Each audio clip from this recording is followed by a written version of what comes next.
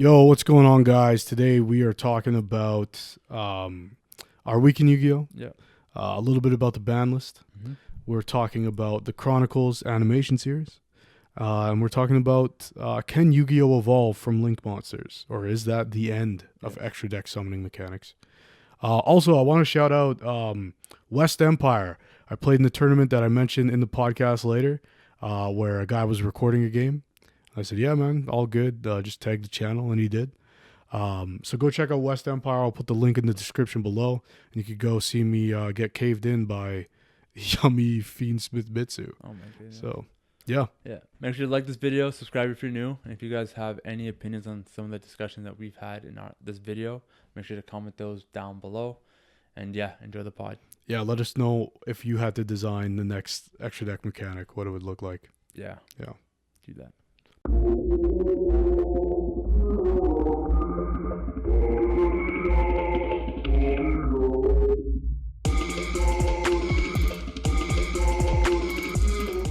Welcome back to the TDE pod. We got Raaid back in the booth. Yeah, what's up?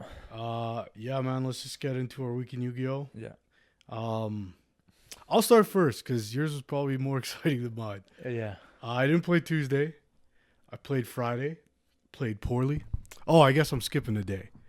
So by the time people are seeing this, Matsias 3 is live. And it was a weird one. Yeah. There was 10 players, so we did 4 rounds of Swiss opposed to our regular 3. And I realized when I was editing the video that I didn't show this on camera, but we had to use the Shadow Realm. Yeah. And if people are confused of what that is, it's a separate room.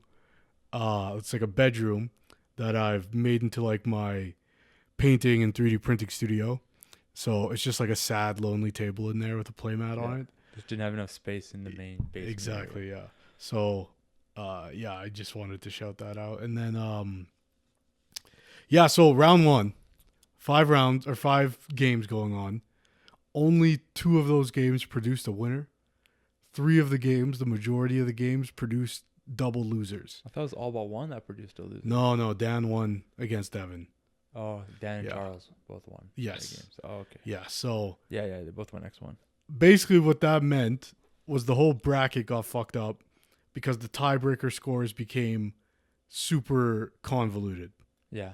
So normally with tiebreaker scores, it's pretty easy because if I beat you and you beat Dan, like you have a tiebreaker point over Dan and I have one over you. But if Dan beats me, he's got one over me. Yeah. So it's more complicated than that, but that's what it boils down to. But because everybody lost to each other, except for 2 people, Yeah. the tiebreaker scores were really weird. Oh, okay. And then the pairings were like off too. Like Yeah. everyone was a loser essentially. But it was still good. Like it was still a good tourney. It all worked out in the end. There's some fun matches on there. Go check them all out. There's 4 of them. Yeah, I guess it's 4. And then, yeah, the crazy part about it is that it made it so our King's Court style of doing Matsias didn't produce the winner. Yeah. So the final game that was on stream was like Dan versus Jackson. Yeah.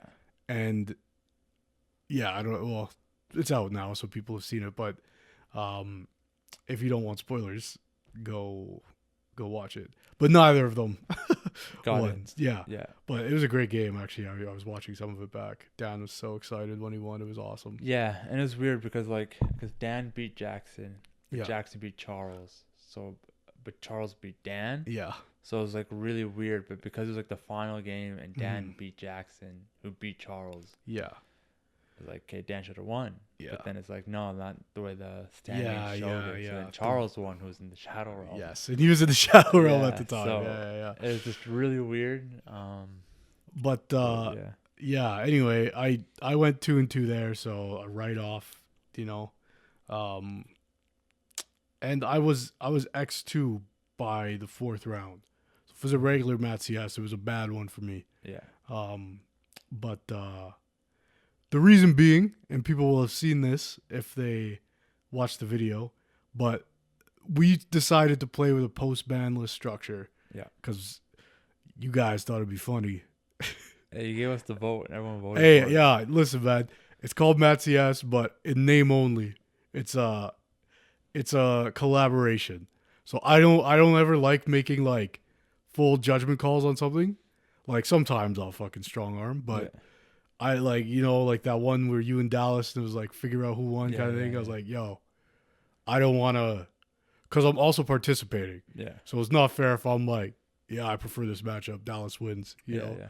Um, kind of thing. I'm the commissioner, but I'm also the champion. uh, so yeah, there was someone brought up let's play with that with the new ban list, even though it's not in effect yet.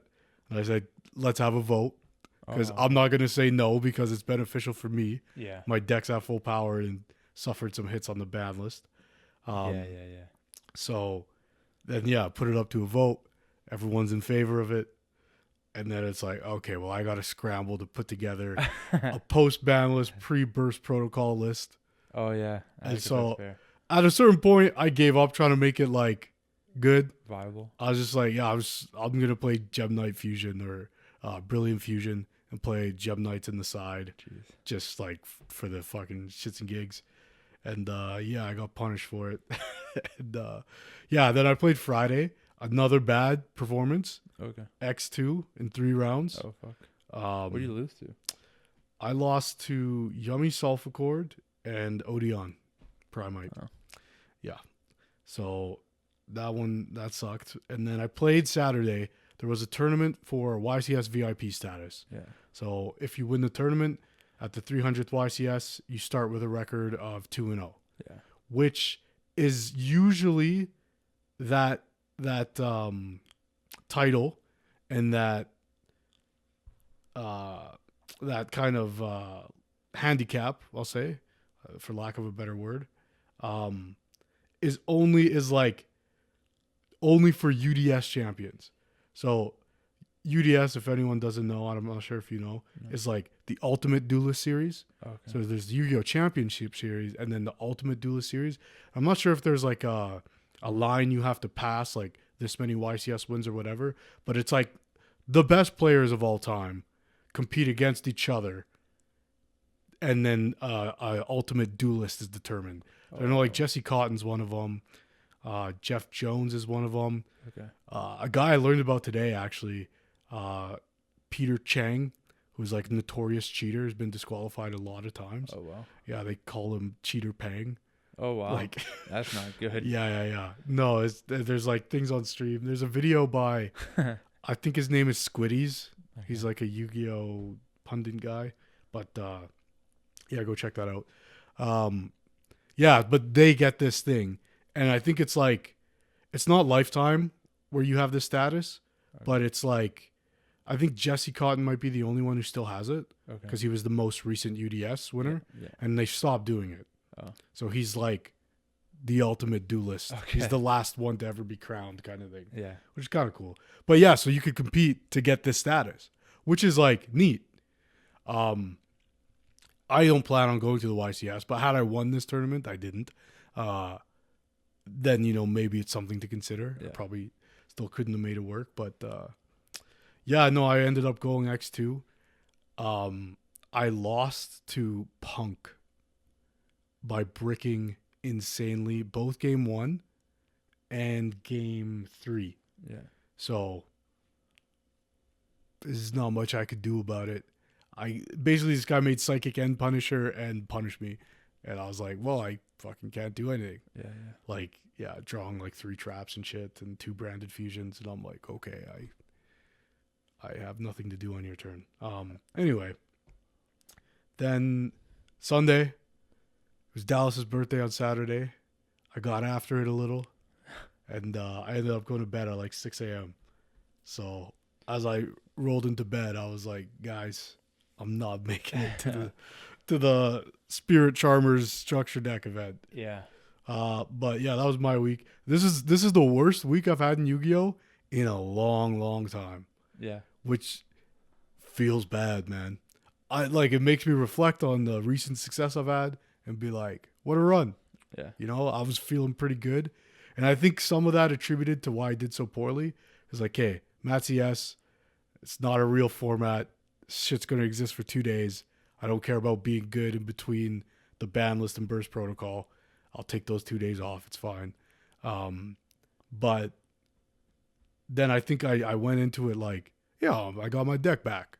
Like I fucking win. That's what I do. On Saturday. Yeah. Yeah. And I just like came up against some weird matchups and bricked a bunch and was like, ooh, yeah, I don't know. Mm-hmm. And Friday I was kind of just like, I'll just go play a couple rounds. And it was like, bro, I got caved.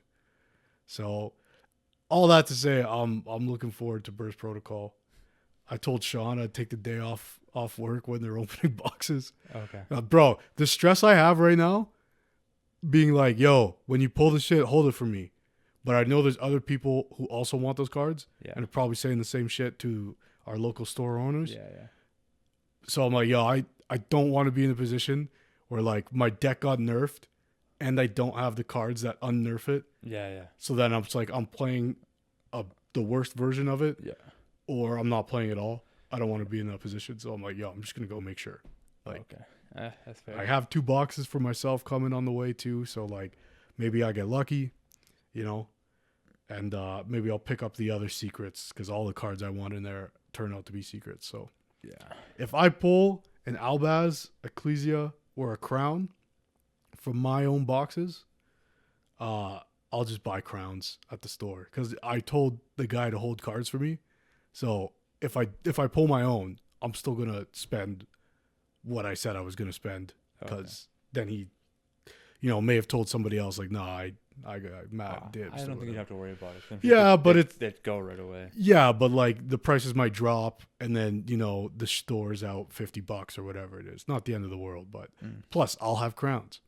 Yeah, and I'm already committed to spending the money. Yeah, yeah. I bought the boxes already. That was in the past. Yeah, that money can't hurt me now. Anyways, how was your week at Yu-Gi-Oh? I just played Thursday and I played Sunday.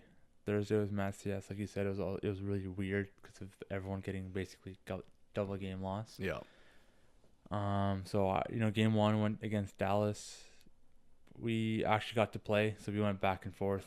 Game 3, still couldn't even decide at this time, but at least we went to game 3. Yep. So our bout is still undecided. Nice. And oh my god, 2 double game losses. Yeah. You know what's crazy? The same thing last time I played Chad at Matt CS, exact same result. Double game loss. Yeah. And the same with you in Dallas. So I don't know. It's weird. Yeah, but what's your excuse? My excuse was I won game 1. Okay. And I didn't kill him in game 2 and I didn't scoop. Yeah. What's your excuse? It's fucking Hecka Hands. It's a whole different deck. Plus, was it like Fiendsmith he's running with it too? I mean, I killed it pretty quick, so what's your excuse? I don't know. I haven't killed it yet. So you played Blue Eyes how many times? Yeah. None of my business. I had no problem being Chad. Oh, I see what you mean. Right. Oh, yeah. You know Blue Eyes. Anyways. You just roasted me. So game 2, I played Chad. Blue Eyes on Blue Eyes action. We were in the Shadow Realm. Yeah, you were in the Shadow Realm, but that didn't matter there. If you don't watch Matt CS, go click the video, like it, and I've literally put a chapter in there. It's like maybe 15 seconds long, where you're screaming at the top of your lungs. Maybe I don't know. Go watch it. Yeah, it's funny. It's awesome. Just had to do it for the bit. And then, so I won that game. And then game 3, I went up against Andre. Mm-hmm. And then he beat me. I think we went to game 3 with that as well. Yeah. So he had his proxied Stake Your Souls. Yeah. They weren't even real. They were fucking upside down cards. See? Bro, you're coping too. Format doesn't exist. The cards aren't real. Fucking. I was like, well, like, Dan came. He actually had the cards. Yeah, maybe he had them. Yeah, that's none of my business. You know what's funny? A month and a half ago, I said to Andre, Rosin's coming back, and so is Stake. Yeah. On the ban list. Buy them now while they're $5. Yeah. And he was like, okay, yeah, sure. He should have just stocked up back then. He bought Rosin's. Okay. It didn't buy Stakes. Oh. And then, lo and behold, Stake at 3, Sue at 1. That's exactly what people expected too, right? Anyways, we'll get into the ban list in a bit here. But, like, yeah, game 4, you and me went. Yep. What happened? I misplayed. I Badly too. yeah. He had like one set, and it was one of those like it just went over my head. This is one of those like reminder moments where it's like you gotta pay attention, lock in all the way. Yeah. So I had Spirit Dragon on board, and what I should have done in the draw or standby phase was tag out for Ulti Spirit. Yep. So that way, his Rahu on board, I should have just would have been negating that. Yep. And I didn't do that. So, oh yeah, that was like an L I had to take. So then he ended up doing whatever he had to do, and then he won game 3 there. Yeah, the board you put up was like a Tyrant with True Light and the Spirit. Yeah.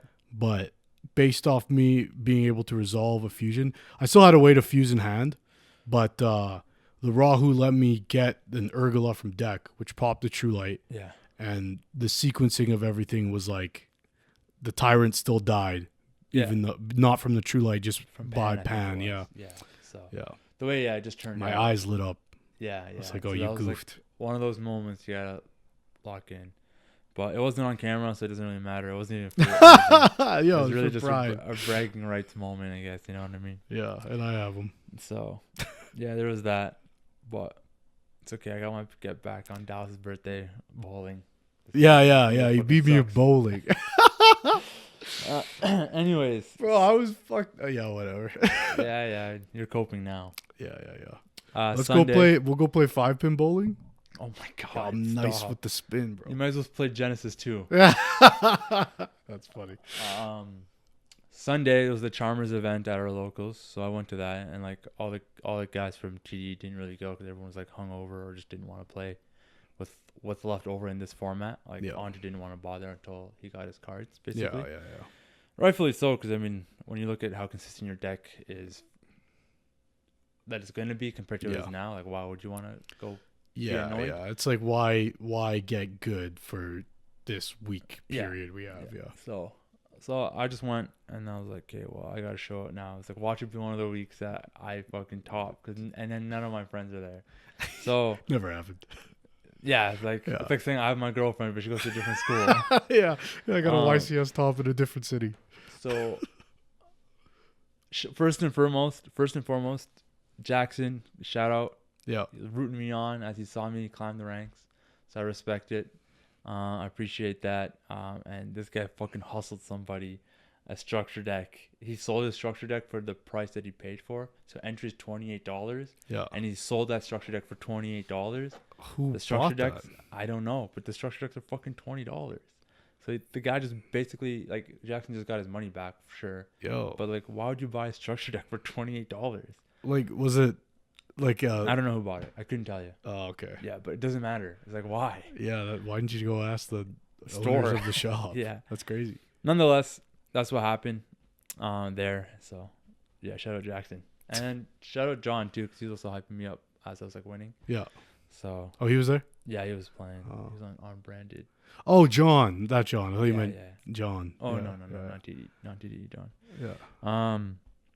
Yeah, so that was 5 rounds. It was wait. John texted me yesterday, Sunday. He goes, "Hey, you ever clear a malice board and then use Mirror Jade and accidentally banish Red Ransom? Cause I did." I was like, "Oh no, man." He's like, "Yeah, I never read that card before." Yeah. So I'm like, "Yeah, dude." And then he's like, "Yeah, you went full combo after that." Yeah. I'm You like, definitely, you want to let you kind of goofed. don't banish. He said he still won though, so Oh, that's good. yeah. Yeah, so game 1, I played against Enya Craft. Mhm. Against Mr. And you were scared. You were shivering in your timbers. Yeah, I mean, like, I was like, first game, like, it's that's the tone, Yeah. right? It's how the rest of the day goes. Dude, there's no worse feeling than losing round 1. Yeah. Then it's like I should just go home. Yeah. Yeah, it's shitty because, like, KO, if I lose again, then it's like, it is, like, done. Yeah. But at least you can kind of come back after first game because you can match up with your Steves and stuff. So, whatever. But, like, game 1, I saw my matchup, and it's like, of the people that were playing that day, it's definitely one of the 2 people I would not want to be doing against. At least for game 1, it would have been more of a finals kind of person. But, like, this guy's a very smart player. We said it last pod. Like, right. really good player. The deck is still, like, unlearned, like, for Enya Craft. So that's where it was. Like, this guy he's a very smart player. And, yeah, round 1, he he went first.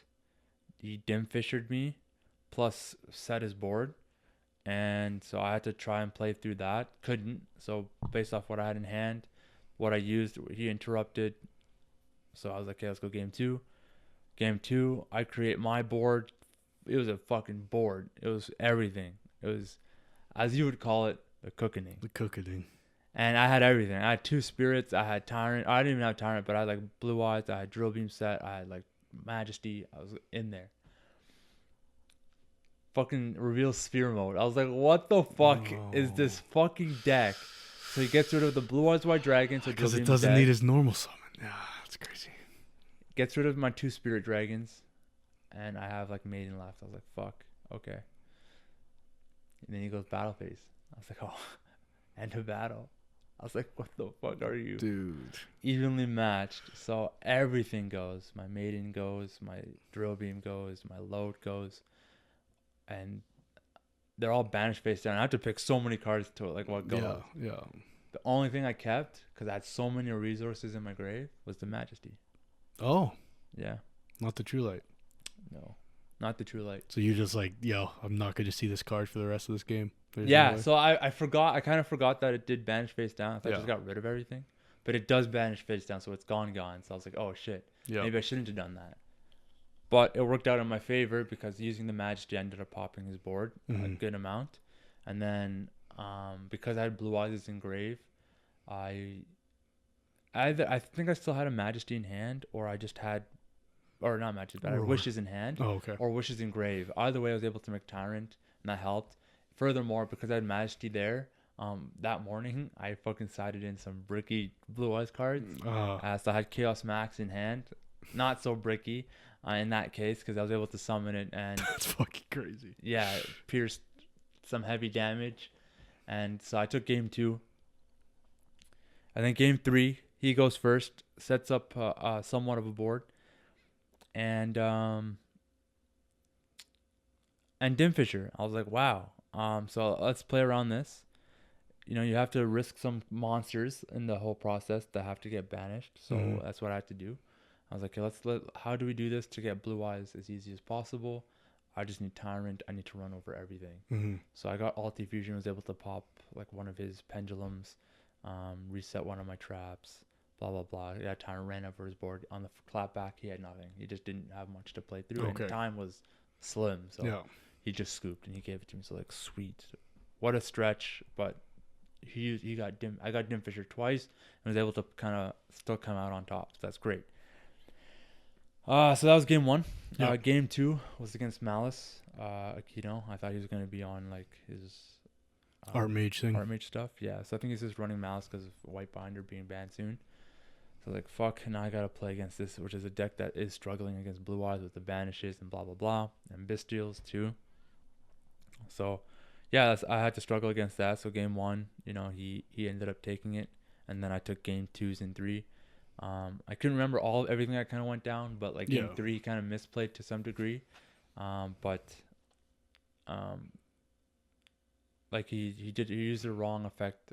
Doesn't matter. Regardless, I won that. You know, Tyrant again was super helpful. I just was able to just run over his mom. I forced a negate out with the allied code talker. And then I ended up getting Tyrant, and I just ran over his board, and he just didn't really have much. So we went to game 3. Game 3, I just outplayed him, and then I was up in life points because he spent a lot of life points, and so the time was getting closer, like a minute left, and he was like, "Do you want to roll for it?" I was like, "I don't really want to roll for this because I'm up in life points. So you either give it to me or we just both take the loss here." And the negotiator. Yeah. So ultimately, he just didn't have much. So I was like, I mean, if you can do something here, do it. If not, then just quickly pass and I can attack, kind of thing. Yeah. And he just didn't have anything, so he gave me the game. So I was like, okay, cool, thanks, I appreciate it. I was like, you're sure? He's like, yeah. I was like, okay, I appreciate it. So that was cool. We didn't have to make it like a double game loss thing. Yeah. Which is good.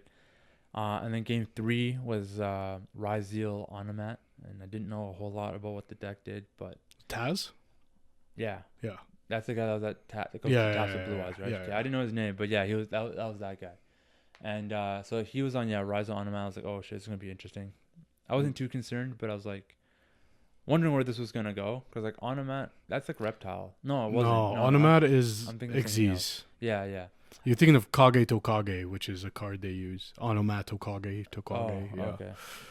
Yeah, I thought it was like that. Yeah, that reptile build that like Dallas uses with his Oh Mitsu. no, that's Ogdoadic. Oh, okay. Yeah. Anyways, yeah. So he does that. So first game, I kind of see where he was going. It wasn't too difficult because then he ended up with a duo drive and a Cross. Yeah, dual drive cross, and he had detonator. Yeah. So I was like, oh, okay. So I just had to bait out the detonator. I was able to just get drill beam, so I drill beamed it out, and then yeah, I was able to just kind of beat over it. Yeah. Pretty easy. I had combo, and then game 2, he went first again. I stopped his plays early enough, and then I just gamed him. So that was quick. That was the quickest game, thank God, because by that game I needed to pee so bad, bro. I was like, if I'm gonna lose like already, like at any point now, is because I gotta piss and I'm not focused. Yeah. So, but yeah, I won that. Cool. So we're just chilling for the next few hours or next like 30 minutes or so. Yeah. And game 4 was K9 Art Mage, and there was 2 Art Mage players yesterday actually. Yeah, they were in town, so they're from out of town. Okay. One of them, not the K9 one, the other guy, he was actually going to the YCS, so he pulled up from out of town. Yeah. Because he's like, why not give myself a better chance? He didn't win the tournament though. And I think the guy who won is gonna go. He might go. Yeah. I don't know if I got the situation right. I'll ask him next time I see him. But he won the tournament to get the VIP status off a dice roll because they went into time. Oh, okay. And then I heard him afterwards. I think he was talking to his wife or something like, yeah, I think I might have to book a flight. Yeah, something like that. But anyway. But the K9 guy, or sorry, the Art Mage player. That was the guy I was telling you about where I was like, this guy knew what he was doing. And I could only hang. The one with the K9 or without the K9? Without the K9. Oh. He was playing pure Art Mage, and he was playing it well. And I was like, I only kind of knew what those cards did because I was like, you and I were like teching shit out for it, which was super helpful because when he would do like graph layer and shit, I'm like, okay, I need to set the right thing because I know he's got the pop or whatever. Oh, okay. Yeah. Well, because if it's the same guy, then he wasn't doing very well. He was like bottom table. Oh, no way. Yeah, so Maybe it was actually the K9 Art Mage guy that was like higher. Oh, okay. Like he was table 2 by round 4 with me. So he only did K9 against me. He didn't really do much Art Mage. I just didn't let it happen. I was able to like stop those Art Mage stuff so that way there wasn't additional leverage. And K9 after dealing with Andre, it's like I know how to work around it. Lines, and because he was only on K9 lines, it was easier to deal with rather than like the VS side, or in his case, the Art Mage side. There's not 2 engines I'm dealing with. So while still not easy, I was still able to play through it. And so I did. And Majesty is super helpful in those states. Mm-hmm. Just lots of popping, really good. I opened like board breakers going second. So popping the back row or forcing the quick XZs. I think I actually picked his monsters instead of his back row because the back row, if they're face down, are useless. Okay. So you just have to force, either you use them or you don't use them at all. So I was like, okay, well, your monsters are going. Because that force release isn't going to do anything. Like, it's not going to do anything to me if he has no monsters. You'd have to chain it there, Yeah. So I was able to, I took that. That was pretty good. It didn't take too much time, but yeah, it was good. And then game 5 was just the final. So this is my best run at a local event. Yeah, you were XO 4 rounds in. Yeah, so I was like, okay, cool. This is pretty dope. And this was for the Charmers playmat, the Chronicles playmat. Yeah. Playmat and some whatever like prizing packs and stuff. So Mike's done his game, and like at this point, I was praying. I think it was round 3. Mike and Jackson were playing against each other. Yeah. I was praying. I was like, Jackson, please win, because I know he's playing Odeon. So I was like, if I can play Jackson, I'm chilling, because like I can play against Jackson's deck. Like I can actually play. Yeah. Odeon is at the very different much breed. control. And like the last time I played him, Mike with Odeon, like I couldn't combo at all. No. Like I couldn't do anything. I couldn't get a blue eyes anywhere, right? Nonetheless, yeah. So it was Mike. So he was watching my games. He was seeing me side and whatever. So he knew what he was getting himself into. Which, Yeah. I mean, he knows what deck I've been playing all year, but the side patterns, right? So we like game one. Like he wins the dice roll. I think that's also what comes down to. Oh yeah. Because if I win the dice roll, then I'm worrying about like an impulse and purge, and maybe like your odd hand trap. Yeah, he has them in the main. It's actually interesting against the Odeon Primite deck. For anyone who doesn't know, like you're playing the Odeon cards, so man, treasures. I don't even think they actually play Temple.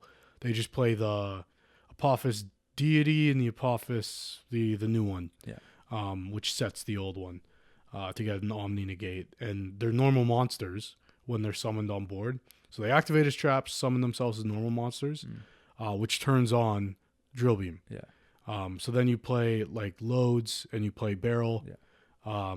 And you usually like summon your barrel, get the drill beam, load into Luster Dragon. Yeah. Specifically because it's a level 4. Yeah. So you can either make spheres there or you can make Baguska. Yeah. And then wait, what are you making spheres with? Barrel and Luster Dragon. Oh, barrel. Yeah. Okay, yeah. So it's a very much a control deck, but it's also playing all of the Dominus cards, like all of them. I think maybe not Spiral. But the rest of them, and stuff. Yeah. But I think you could play Spiral because you don't have any lights or darks. Yeah, it's except lights and darks. So, but it's definitely playing songs and Impulse and Purge. Yeah. Now the interesting thing though, like you say, it's dice roll, and it is. Yeah. Because they're playing a trap deck that's playing control and with drill beam. Yeah. So going first is helpful for them, or they end on Maguska SP pass. Yeah. It's like playing into Lunalight without a Liger, but an Omni Negate instead. Yeah. It's tough. Yeah. It was, and like he even said it too. He's like, I'm glad I won the dice roll because otherwise, a bit tougher. But also the interesting thing is when they lose the dice roll, then they're playing with the impulse cards, the Dominus cards. Yeah. So if they do impulse, they can't use man. Oh, okay. So they get locked out of the earth effects. Again, they're playing Primite, so a lot of them are normal. But even Barrel, earth as well. Yeah. And you get locked out of it by using impulse. So not only do they not get to go and set up a board, and now they're cracking your board, but also the hand traps that they have, a good chunk of them, are going to stop them from being able to combo on their turn as well. So it's interesting, but the deck has so much like if it goes first, it's like I don't know, at least especially for my deck. Yeah. And I bet it's similar with Blue Eyes. Like it's fucking tough. Yeah. If you don't draw everything perfectly. Yeah. Yeah. I think you're right. I think if you don't have every single starter your deck has, it's really hard because they stop everything you do, whether it's a hand trap or one of the trap effects that like negate. And it is difficult, and that's what it came down to, bottom line. Like game one, he did his board, he stopped like 3 of the things that I could do, and I was left with 2 cards that were fucking dead. So I was like, let's go game 2. And then game 2 was just as quick. Despite going first, I still put back row removal because I was like, if he doesn't kill me, at least I can just board wipe his spells and traps. So back row removal isn't spells and traps, and they're still considered traps, right? Yes. Even though there are monsters as well. Yep. So I was like, despite putting my Solemns as going first as well, I put those in too. And because I didn't have a lot of outs for that deck specifically, and given that we're going to a new format, like I would consider evenly now, then it covers that deck too. And if they can negate it, then it forces a negate that way anyways. Like it's just an interruption, one less interruption. Nonetheless, I opened up like a bell, 2 bells, a barrel, or 2 barrels, 2 bells, and like one other card. And I belled on his first turn, and then I went back to me, and then I normal summoned. He negates the effect of the set. Yep. I couldn't get load, and then I tribute this like the spirit to link 1, and he then negates its effect to search mausoleum. Yep. So I couldn't get Blue Eyes. Didn't have load to special Blue Eyes. Okay, I was like, okay, well I pass. So I had spirit. So then he does whatever. Again, couldn't really beat me, like kill me yet, but I was like down to like 100 life points. So a draw and a dream here. I draw into another barrel. I was like, okay, let's try this again. Yeah. Because I can't recur the other barrel. No normal monster engraved or on the field. Yeah. So I normal summon this barrel. I try to do the same thing. Negates both effects. Both the barrel and the link one. So I was like, yeah, I can't do anything. Yeah. That's it. Those are my starters. Yeah, I didn't it feels bad. I think I had a Wishes game 1-2, and he like ashed it, and I was like, yeah. And I don't have a Blue Eyes in rotation, so I can't put a fucking Tyrant. All I need is a Tyrant, and this deck is shut down. Yeah. Right. Yeah, man. So, yeah, it's a good deck. It's tough. Yeah. Like, so it sucks. It was like but like here's the thing: is like of the people that dueled, if I was gonna lose to anyone, it'd be Mike or Akash. Yeah. So losing to them was fine. Yeah. Right. It just one sucked that it was in the finals. But yes. Two, against a deck that not necessarily like a stun deck, but it is stunts you. It's stun control. Yeah. It's respectable stun. Yeah. But you're still on Baguska Baguska Pass with 4 sets. Yeah. It's still stun. Yeah. Yeah. Like you have a Snake Deity, the other Snake guy, a Drill Beam set, and a face up load with Baguska. Yeah. It's still stun. Yeah. Like it's just stun control. Yeah. Like he didn't have Baguska on me, which is whatever. But like the way he interacted with me was just no different than like activating effects to negate stuff. It's just good interaction points. With Blue Eyes, it's not very hard to do. Yeah. And you just stop the first 2 summons of any kind, and that deck is shut down. Yeah. And especially if there's no Blue Eyes in rotation. Yeah. But yeah, so that was my loss. So I was like, well, I'll take it. Final round against this guy who's also a really good, one of the best at our locals. So it was good. I was like, that's fine. And I just left. Yeah, man. Well done, man. I was gonna say like I wasn't gonna just wait till they did the announcement because I think there was like still like a good half hour left. Yeah. So you just took off. Yeah, I just took off. I was like, you know what's funny? He said Jackson paid his entry, then sold his structure deck. Yeah. Got his money back. Won the raffle. Yeah. So yeah. he got Some share that too. I was like, this guy. I was like, so funny. Because they do the raffle for the map. I was like, I don't care about the fucking map. So I was like, I'll just go. Yeah. It's so too bad. and then it's whatever. Oh, and I picked up like the one QCR Maiden. Like I'm gonna get both, but I'll throw shot and I'll get the other one later. Yeah. Responsible adult things. That's all. Yeah. But the amount of times I saw that QCR Maiden is insane. Oh, you man. Like the amount of times that it came out in my hand. Yeah. Not like searching it, but like it was just in my hand. I was like, wow. Yeah. A question for you now. If you have a mixed rarity playset of something like Maiden, and you use an effect that searches that monster, which one do you grab? Honestly, it depends how I feel. Okay. Because I did it a bit with Wishes when I had the only one. Yeah. I did it a couple times where like I'm just gonna go for this one every time. Yeah. But I was like, I also don't want to be that guy, so I'm just gonna get the secret. So that's it really depended. I'm weird. Maybe it's autism, but fucking every time I would side out Dracotail cards, I would side out like the Ultra Lucaeus I have and leave in the CRs. Okay. And then I started feeling bad for the Ultra guy. And I was like, yeah, he didn't do me wrong. He's been there every time I needed him, you know? I don't know why my brain's like that, but I feel bad for the card. I'm like, that's fair. That's fair. You're seeing the side, man. Get back in the deck box. When I had the ulti, and I only have one ulti K2, the same thing. And set K2, it's all like shiny. Yeah. I'll leave these other ones in the deck, man. Yeah, no, it just depends on how I feel. Sometimes I'll just put the secret or the QCR. So in this case, I was like, well, I just got it, so I'm gonna search the QCR. Every time. But at the same time, it's like for time's sake, I'm just not gonna go. For it. You know what's funny though? Like playing Dracotail, there's been times where I start with 2 Femena. Yeah. One of them's Ultra, and one of them's CR. Okay. I have to really remember which one I've revealed. So say I go Femena, effect diffuse, so discard. Yeah. And then later on I go Rahu. I have to make sure I send that same CR Femena and not the Ultra one. So they know. Because if my opponent sees that, he's going to know I have 2 in hand. Yeah. So then he's probably not going to bell the Urgula and save the bell for one of the trap cards.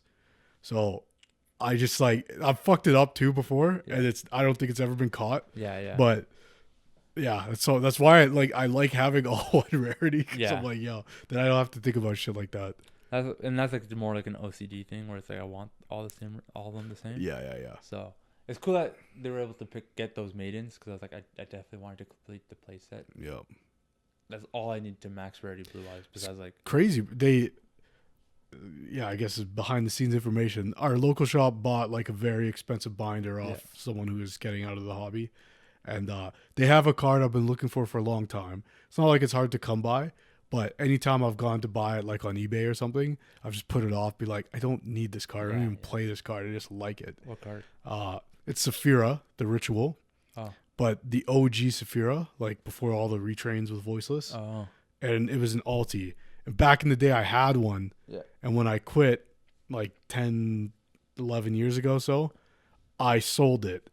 And from the moment I sold it, I regretted it because I was like, "That's such a good looking card." Oh, okay. And so I was like, "I want my Saphira back." I got it. Oh, you got it. I got it already. I was just as soon as they were like, "Yo, check out this binder," I was like, "Yo, put that one aside." Yeah. Like it was divine. Yeah. And the other card I picked up was the Black Rose. Oh yeah, Moonlight Dragon. Yeah. And it saw play. I also realized that I did like go into it like a little bit too soon at some point. Yeah. Not that it was unhelpful, but the way the effect works is when it's special summoned or when your opponent's special summoned level 5 or higher monster, you can bounce it back. Yeah. So when I did it, I just did it like I shotgunned it like right away kind of thing. So I was like, oh, I should have timed it better. Yeah. Waited till they have a monster that I want to bounce. Yeah. But it's cool. So it's an on summon effect, and it was still helpful because against that canine player, I didn't shotgun it against him, but I just had to time it right. And because it's all 5s with the canine stuff, I was like, yo, I can't do rank 5, so I can't just like do it on Ripper kind of thing, but I have to do it on like Jokel when it hits the board or like anything else, right? So I hit it on his Jokel so he couldn't get the search off it. I knew that he wasn't able to even summon another Jokel kind of thing. So yeah, it was still a pretty interesting card. But then also, like you were saying, like Lightstorm is good against Draco Tail. And yesterday was one of those examples where it was like, okay, Lightstorm would have been cool here. But the last time I summoned Lightstorm, I really couldn't tell you. Yeah. You know what I mean? That's that's I the hate worst this part. fucking. But there's some cards too that are in like my extra deck that are there for coverage. Like we talked last week about like siding for coverage and all that stuff. Yeah. Like Mysterion. Yeah. I've made this card, I'd say more than most Draco Tail players because I have a secret rare. Most people got the rare. Yeah. And I'm like, flex, I like it. I think it's a good card too. Yeah. But it's so niche because when you actually factor in the metagame, there's not a lot of decks right now, with the exception of like Yummy, that are like mono type. Like Yummy's Light Beast, but also in most cases is dark fucking reptile. Yeah. So, and the way they tag out, like it makes it like the Snatchy Quick Sync makes that card really bad into Yummy. Because sure, they tag out summon back 2, a Snatchy and something else. You can Mysterion, target one of those, banish all beasts on board. Yeah. But then they just Quick Sync again, and now it checks on res what the target was, and because the card's no longer there, it doesn't banish anything. Okay. So it'd be good against Hecka Hands though, right? Because those guys are fucking annoying to destroy. Yes. Yeah, like it could be. Yeah. Because they're all illusions, but I don't know. It does have to be the same type or attribute. It has to be the same type. Okay, yeah. So if a monster activates its effect to special summon itself, or a monster with the same type, target one of those monsters, banish all monsters on the field with the same type. Okay. It's really funny. I was playing against the Archmage guy. Yeah. Something happened where he specialed Grafflair like from hand, and I had a fucking brain fart, and he activates effect to summon from hand. I chain Femena, summon Mysterion, and then this Grafflair hits board, and my board's like 4 dragons. So I'm like, he's like, you gonna do it? I'm like, nah, man. Like, he's like, come on, it's a 3-for-1. You know you want to. And I won that game, but I was like, yeah, that was dumb. Yeah. Like, yeah. But a lot of people have cut it at like post burst protocol. It's a little bit tough to. That's the thing. There's some matchups I go into Yeah. where like probably not Malice, but like some guys playing some rogue deck, and they're all monotype. You're like, holy fuck, Mysterion would cook this guy right here. Yeah. But and that wouldn't include face downs because you don't. No, you don't know type. Yeah. Yeah, I know it doesn't work on any craft. Yeah, you'd have to wait till they're face up. So it's like a later thing. Yeah, and then it'd only be good for one. Because it's an effect. And it's not an effect to special itself. It's effect to flip it up. The effect to special themselves, they special into face down. So it's not even good against any craft. Oh, but they flip themselves up though. Like face up attack. But it's not a special summon. It's a flipping face up. Okay. Oh, I see what you mean. So you couldn't really use it against them. Yeah, I hear you. The place that's seen the most application for me is Jokel effect to summon 2 from hand, or Lupus effect to summon from grave. And even then, against Lupus, it's not great because they just chain Lupus. Yeah. It's only good on their turn when they can't do the Lupus thing. Yeah. That's the one thing you got to consider is the Lupus quick effect. So you have to like wait for timing. Because I think there's like a moment I was going to drill beam that K9 Armage. Yeah. And he brings back Lupus, and then I was like thinking, I like a drill beam. I'm like, no. Yeah. And then he goes quick effect. Okay, I was like drill beam. Yeah. And then I target it. Yeah. Right. So that's just, you have to, timing is so important too, right? And that's why the quick effects is crazy. But yeah, it was a good Sunday though. Like I can't lie. Like I left early, so I didn't, like, in case anyone's watching that might have been there. It's not like I was a sore loser. I just didn't want to stick around for like 20 minutes. Yeah, I know. To not get anything else. So I was like, I'm gonna just take my store credit, dip out. It was like 4:30. I just wanted to go home. Yeah. But it was a good Sunday, a good run. I decided to, like, I put in 5 cards, breaking my deck from 40 to 45. Dang. And then I switched around my extra deck. I think I took out, actually, I don't remember what I took out, so we're not going to go into it. But I added Fua, or a Perulia. Oh, okay. And then, because like I'm going to add these 5 shittier cards, let it at least be helpful that when I put Perulias in there, these are cards that can easily side out kind of thing. That's what Charles always says when he was playing like the 60 card pile deck. Yeah. It's like, it makes side decking so nice. I'm like, dude, you still only draw 5 cards. But it was good because the Perulias against that K9 player. Yes. I drew 2 Perulias. Yeah. I was like, Perulia? He's like, okay. Perulia again. So he let me draw like. Oh, dude. He didn't go far. He couldn't do Archmage because he had Medius in hand, and he just did K9 stuff, which is probably the better route anyways. And I was like, you either gonna let me draw into Oblivion, and you get, because I was gonna draw into that Nib at some point. Yeah. Or you just get cooked here, like you just stop. Yeah, because you're at least drawing 3 off the Archmage cards, 4 maybe. Yeah. And then off however many K9s. Yeah. Azuna. So I think I drew 4 times. Yeah. And that's because he summoned twice from hand. Yeah. And he just kind of stopped there, and I was like, I don't want you to draw more, and that's what also helped me out. Yeah. So. Yeah. Yeah. So it was great. So it was good. But yeah, I had 2 cards of Seahorse, Cabinman, a 3rd Blue Eyes, and Chaos Max Dragon. Yeah. And then it was cool. It was cool. I didn't get to set off Kai's of Seahorse as much as I wanted to. Yeah. But able to work Cabinman was it was great. Cabinman is actually such a good Blue Eyes card. It just the way should have been a spellcaster. Yeah, exactly. If it was a spellcaster, the deck would be moving different in terms of power, and it would be significantly better that way. It would have just been a better maiden. Mm-hmm. It gives you a free Blue Eyes without the need of wishes, without the roar, blah blah blah blah blah. So it's actually pretty good. You might not have needed to run True Light actually with that if you had to run 3. Nonetheless, we're not gonna speculate what could have been. Yeah. But Cabinman's a really great card that way, and that's why I was saying, like, in the pure Blue Eyes with the new like support, it just will make it very fun because you can search these other Blue Eyes monsters very easily off it, and you can do a lot with just a pure Blue Eyes build. And you add the layer of Primite. Yep. Like, if you want, you could still do Primite with all that. Maybe you lower the Primite count if you want to maximize on the Blue Eyes cards. Yep. And stay within the 40 range.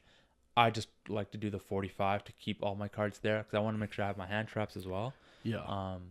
But admittedly, like, you do brick, or you give your chance to brick a bit more.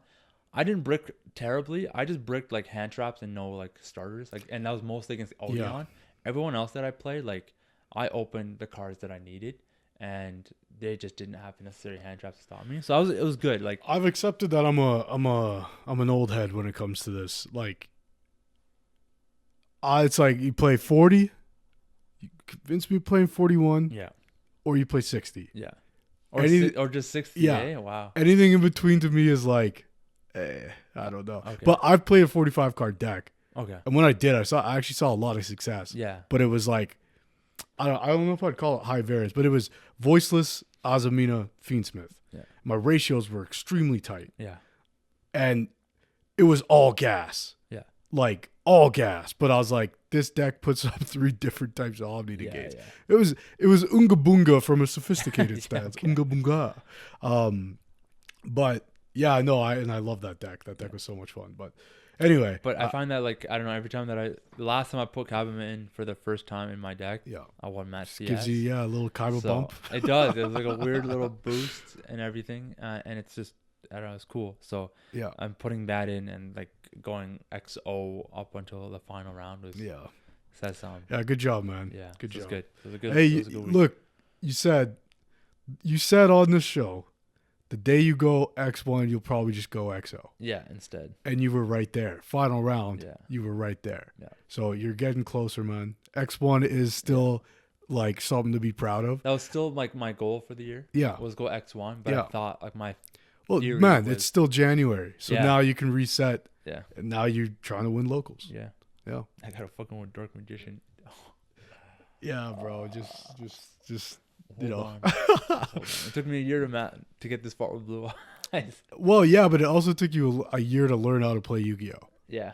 So it was through the lens of Blue Eyes, which is a good lens. But it's not just like you were the best player in the game and you decided to play Blue Eyes. It's like you started from like, going OX at locals to fucking, you were right there for the tournament win. Yeah. For the the big event or whatever. Yeah. That's good, man. That's sick. That's sick. Character development. Yeah. Let's touch on the ban list. We won't go like super in depth on this. Yeah. By now everyone has their opinions. We played a tournament with this ban list. Yes. Yeah, I'll give your 2 cents. I'll give my 2 cents. Yeah. I'll just say like overall thoughts. More on like a personal level. There's this thing you have to decide as a Yu-Gi-Oh player. I'm realizing now, and this has never been a thing for me before in the game, until I played Malice, and then I followed that up, brief stint with other stuff, and then played Dracotail. So both times I've picked one of these decks that are touted as one of 3 best decks in a format, or one of 2. And those decks get obliterated on the ban list. And in most cases, they get obliterated on a ban list right before support drops. Yeah. Now, in addition to that, fortunately this time, I don't also have to prepare for an event in the meantime. The last 2 ban lists that have really like hit a deck I played was like a week before. Yes. What was it? YCS. Okay. And then like a week before the regional when I was playing Malice. And that sucked because it was like the ban list was something that was out of our control, obviously. The regional we knew was going to be here and now. And it was like, okay, I don't have the new cards to play my deck at its full power that they're making this ban list to coincide with. So with the Dracotail one, like this most recent ban list, we know the deck is getting nerfed because for 2 reasons. If they don't nerf it at all, when it gets new support, which it's getting, it might be an issue. It might be tier 0. It might not be fun. But also, they want to sell us those cards. Yeah. So, give me back 2K2. I'm taking back 2 Malulu. Go buy 2 Albaz and 2 of whatever. 2 of the new Albaz. Yeah. Fallen of White. Yeah. Or 3 or whatever. Yeah. Buy an Ecclesia. All this stuff. Where essentially now I have, pretty much engraved in stone replacements for those cards that I've lost on the ban list.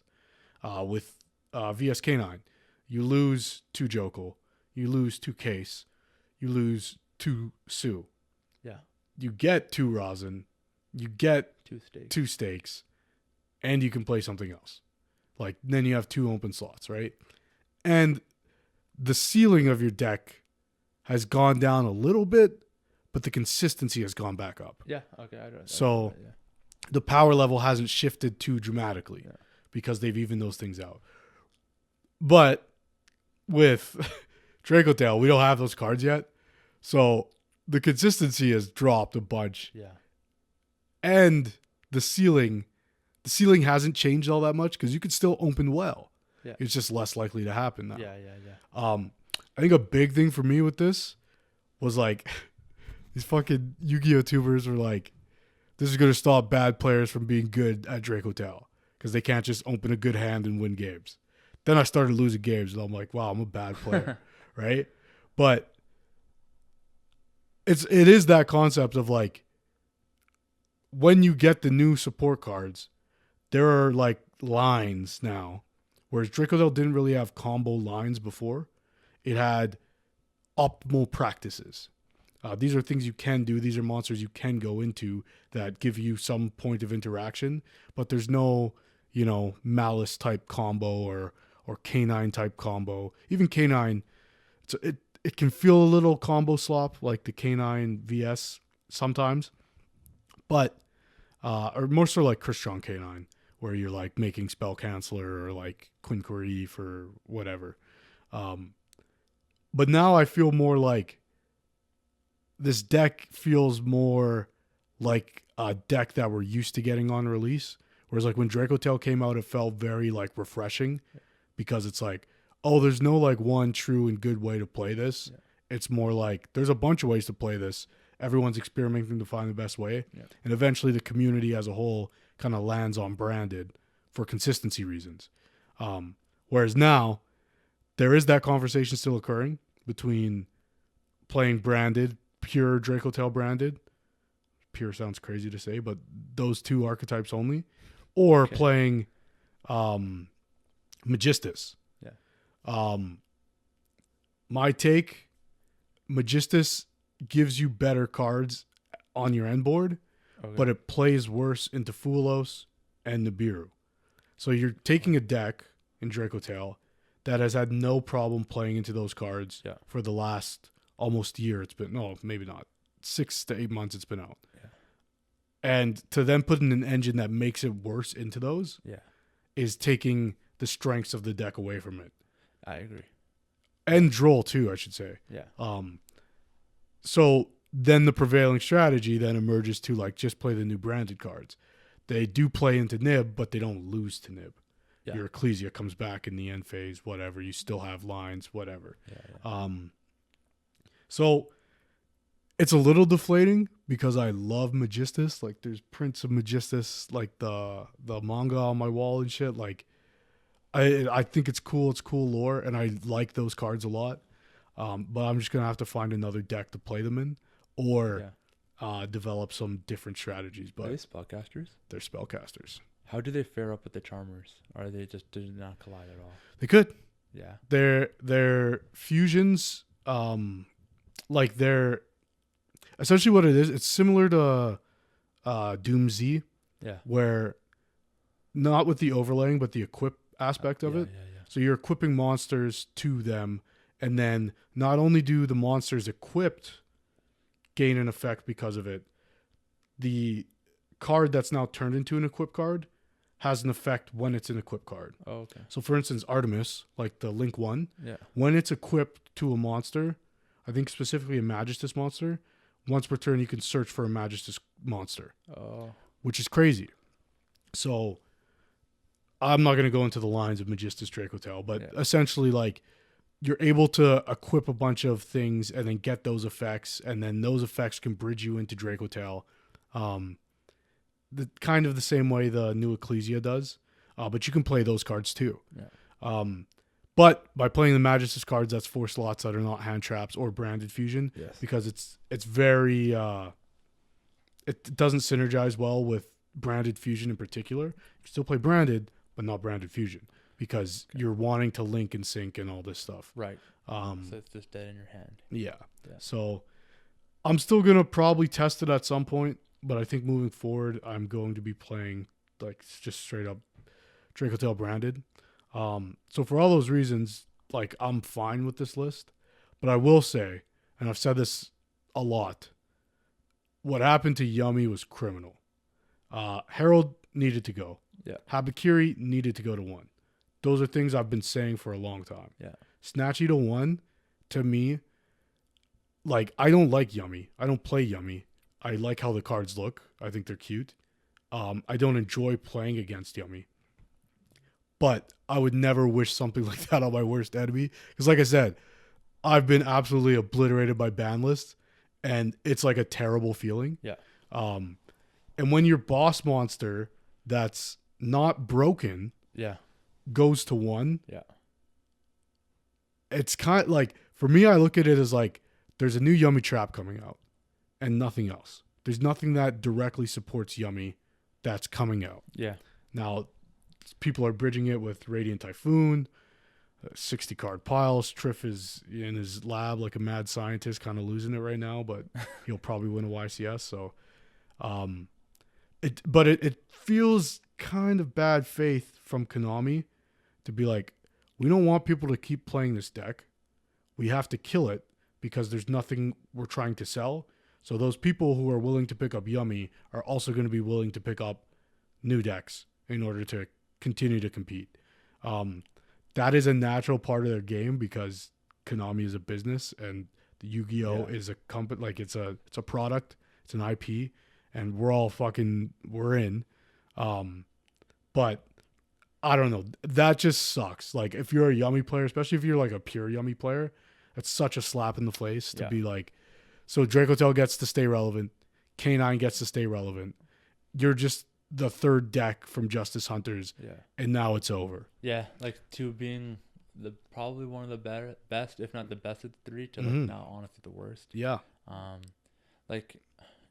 then K9 just being the best, like undoubtedly probably the best, like at least until maybe you guys get your support, but even then it's still a very strong. Consistency is higher now. So the general idea right now amongst Yu-Gi-Oh YouTubers and the meta community is that Dracotel is going to be the most played, then Vanquish Soul, and then Radiant Typhoon. Branded Dracotel is going to be the most played, or branded? No, branded Dracotel. Okay. Then VSK9, then Radiant Typhoon. Yeah. Because Radiant Typhoon matches up really well into Dracotel, and so does VSK9. Yeah.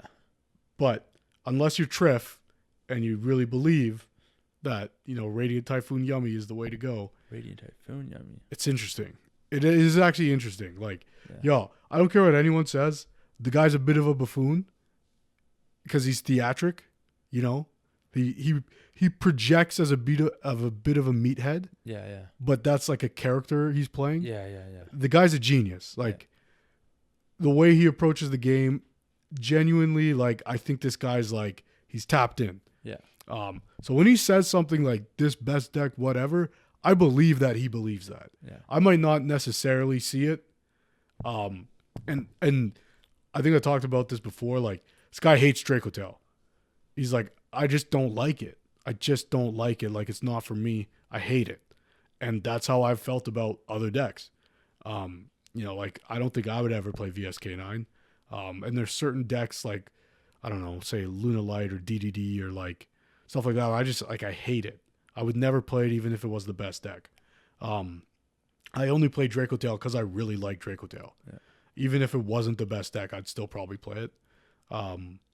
But I respect that he feels the same way about my deck. So, like, I don't play the same decks this guy plays. So I'm never going to be like, oh, yeah, this is the guy, like, follow his lead or whatever. But, like, genuinely, I think he knows what he's doing, and it's impressive. So, I don't know why I tangented into that, but all that to say, the ban list, thumbs up from me. Yeah. Even though I lost 2K2, which is honestly, like, that sucks ass. That really sucks. Yeah.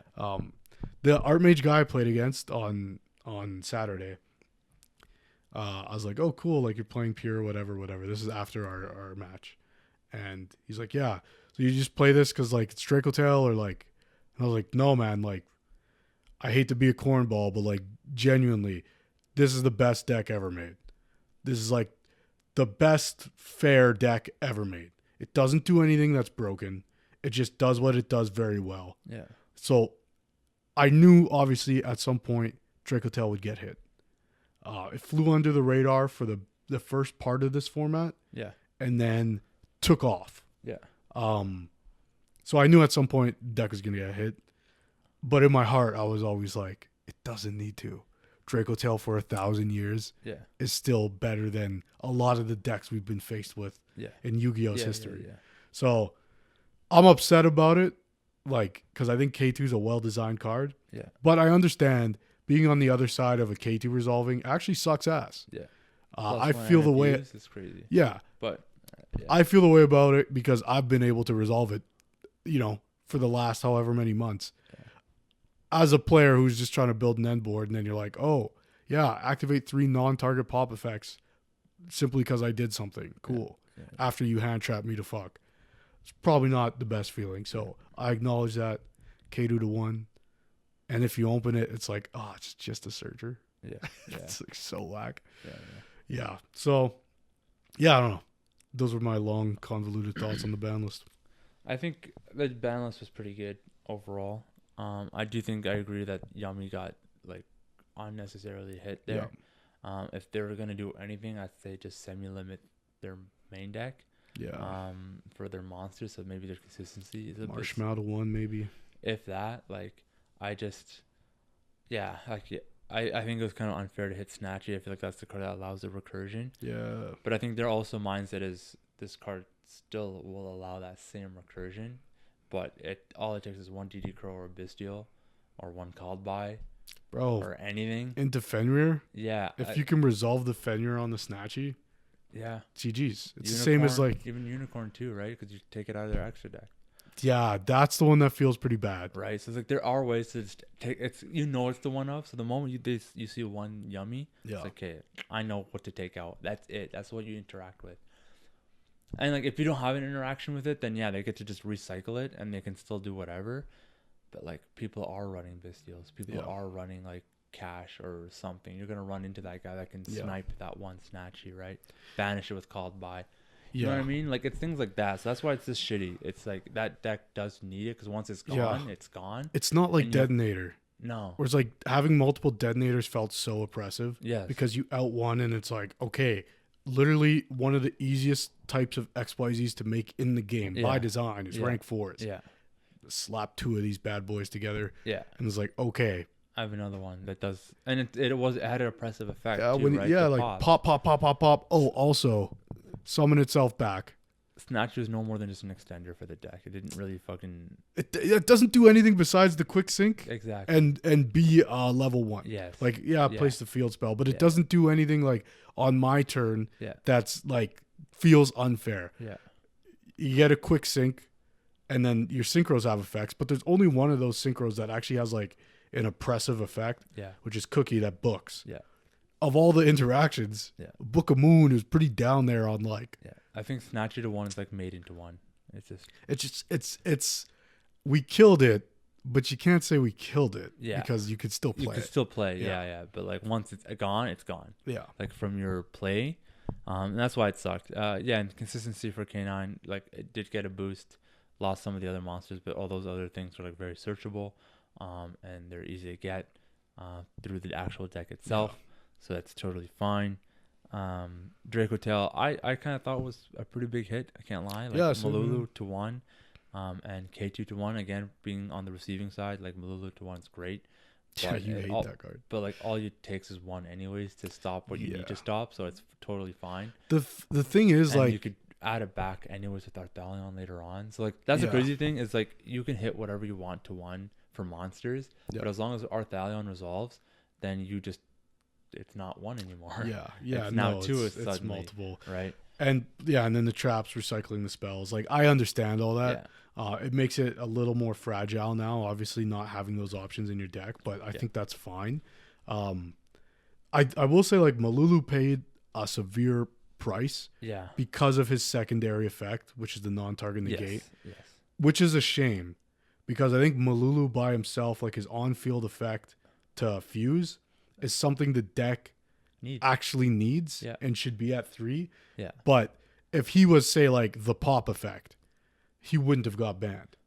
like you may have put Pan to 1. Even if it was a target negate, he wouldn't have been broken because this is dodgeable. Yes. Right. There's a lot like they made a deck in that bundle. Yeah. Or decks in that bundle that dodge that target effect. Yes. Right? If you force release your canine monster, you dodge that target negate. If you quick sync or tag out, you dodge that Which target. is why they didn't design it that way. I guess so, yeah. But then in the same breath, if had they done that, then we wouldn't see Malulu at 3.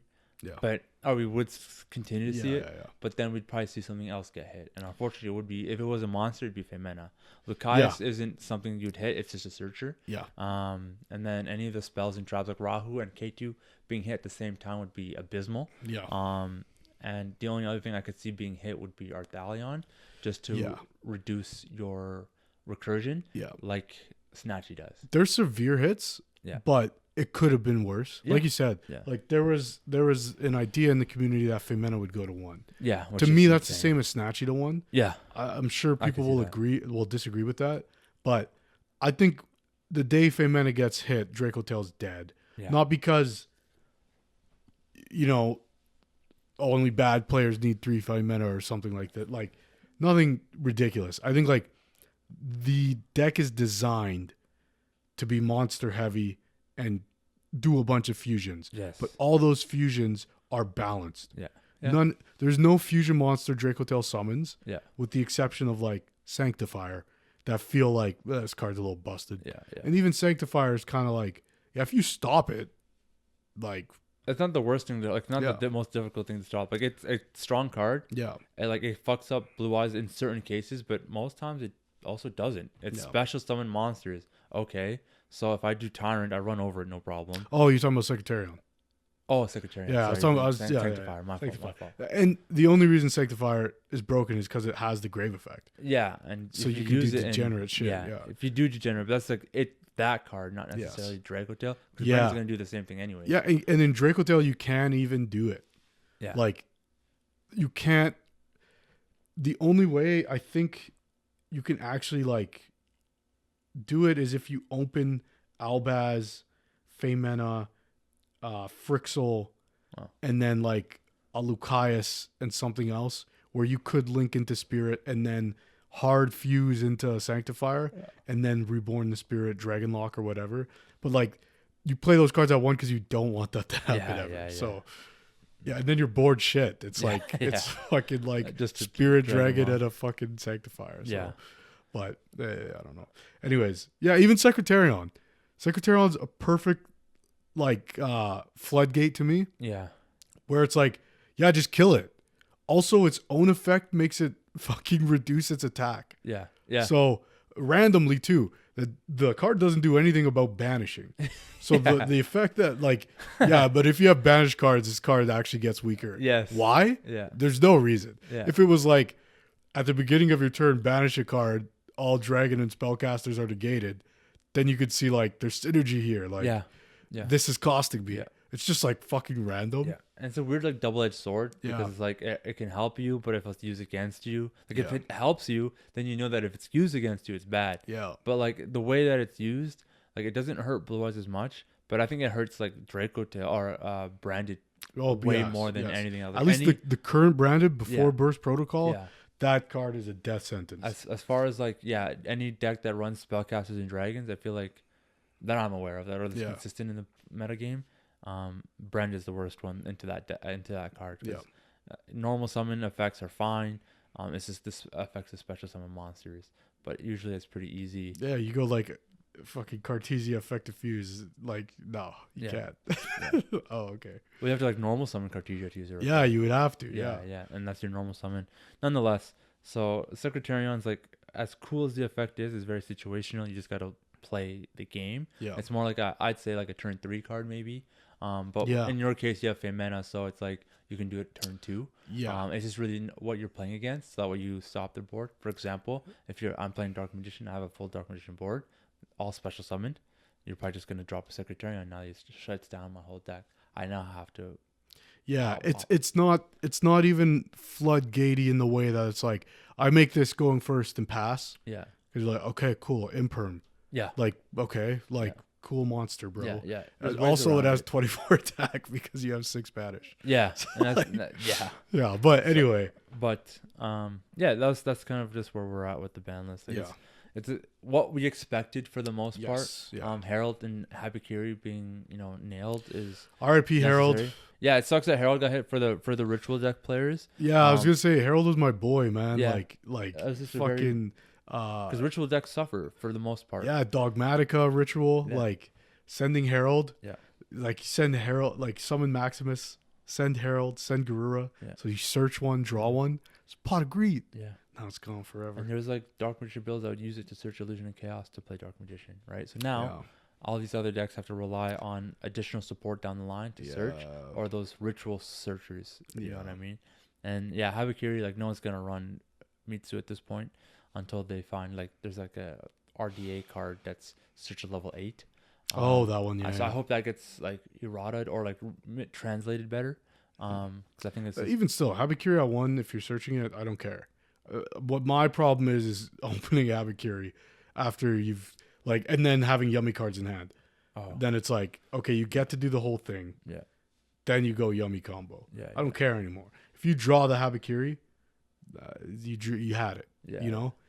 Now if you have Habakiri, though, right? Because like this other card that we're talking about searches at level 8. So if you could just search a Habakiri, then it's no different than having Herald. Yeah. So with an RDA so far, it seems to be very oppressive. Mm-hmm. So you already create this board that banishes your board, and then they can search Habakiri and have a board that banishes your board, but also board wipes your board. Yeah. Oh dear God. Yeah. Yeah. We'll see. We'll see where things. But that's a conversation because that their deck already has a lot of other shit, anyways. Yeah. So me too might not even be in the conversation.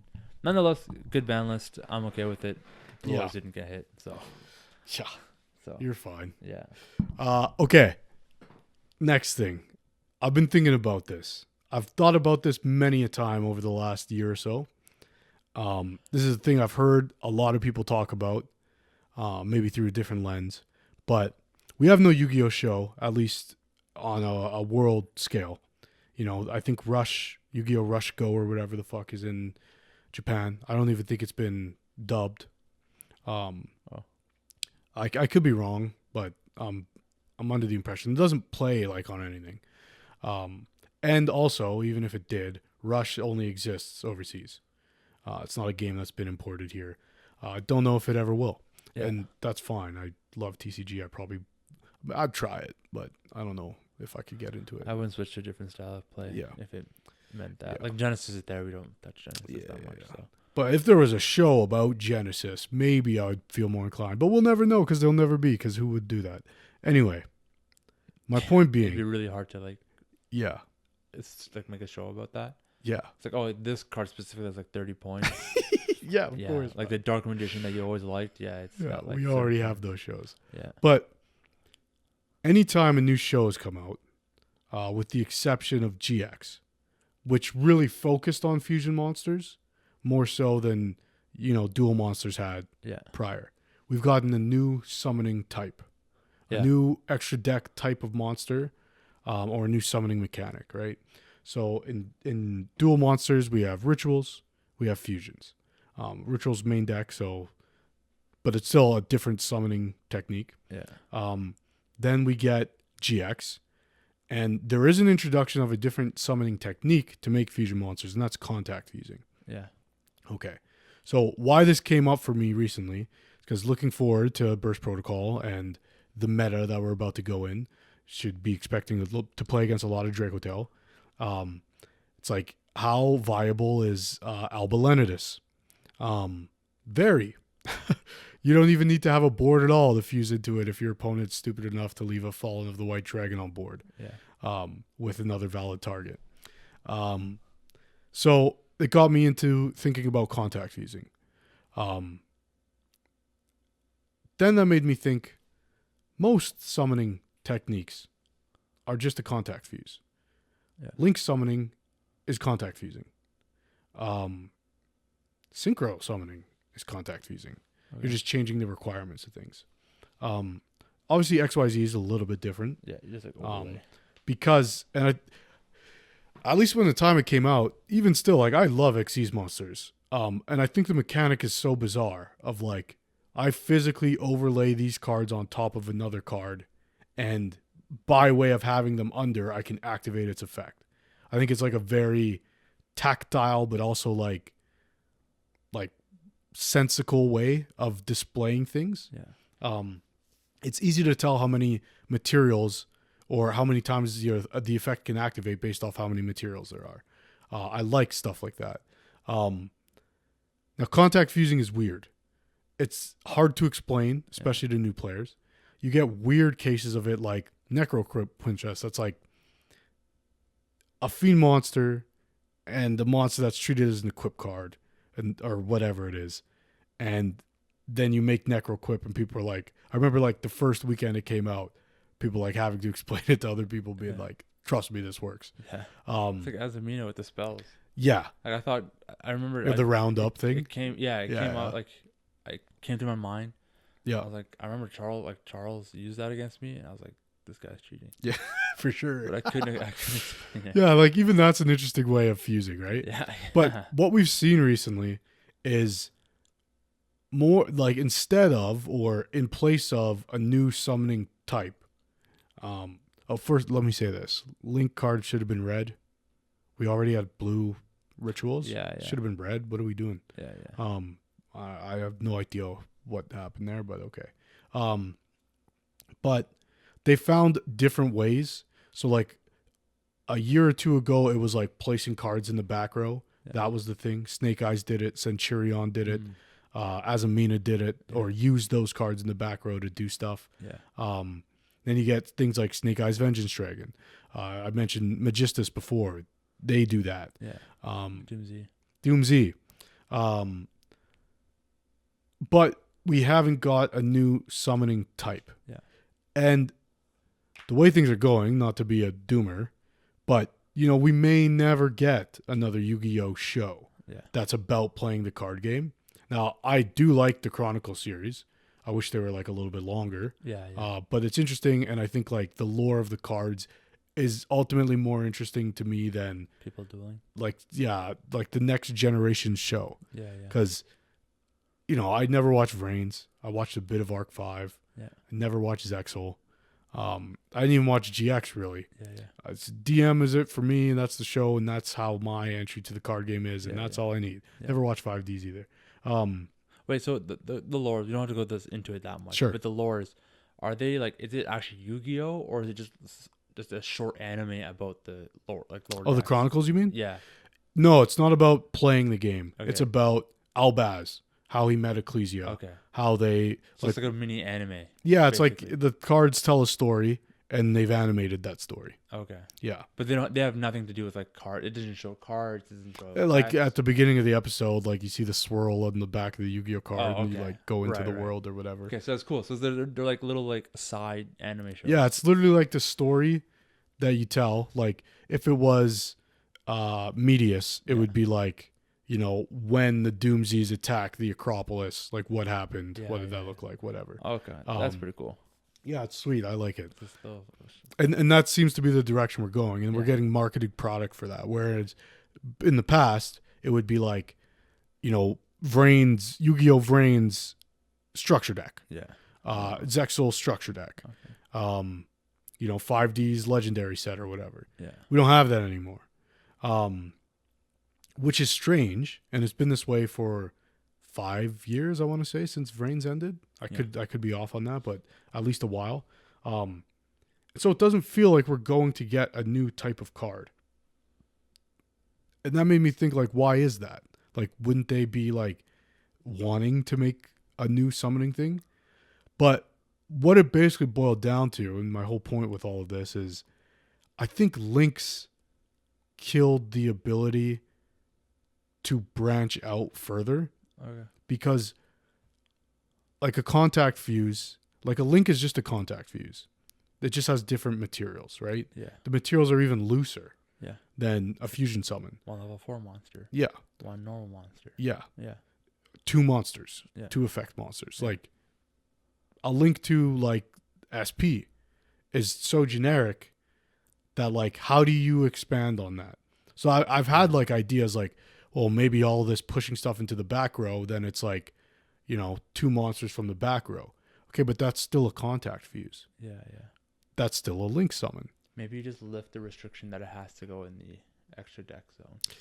Yeah. But they're not easy to summon. They are they take a bit.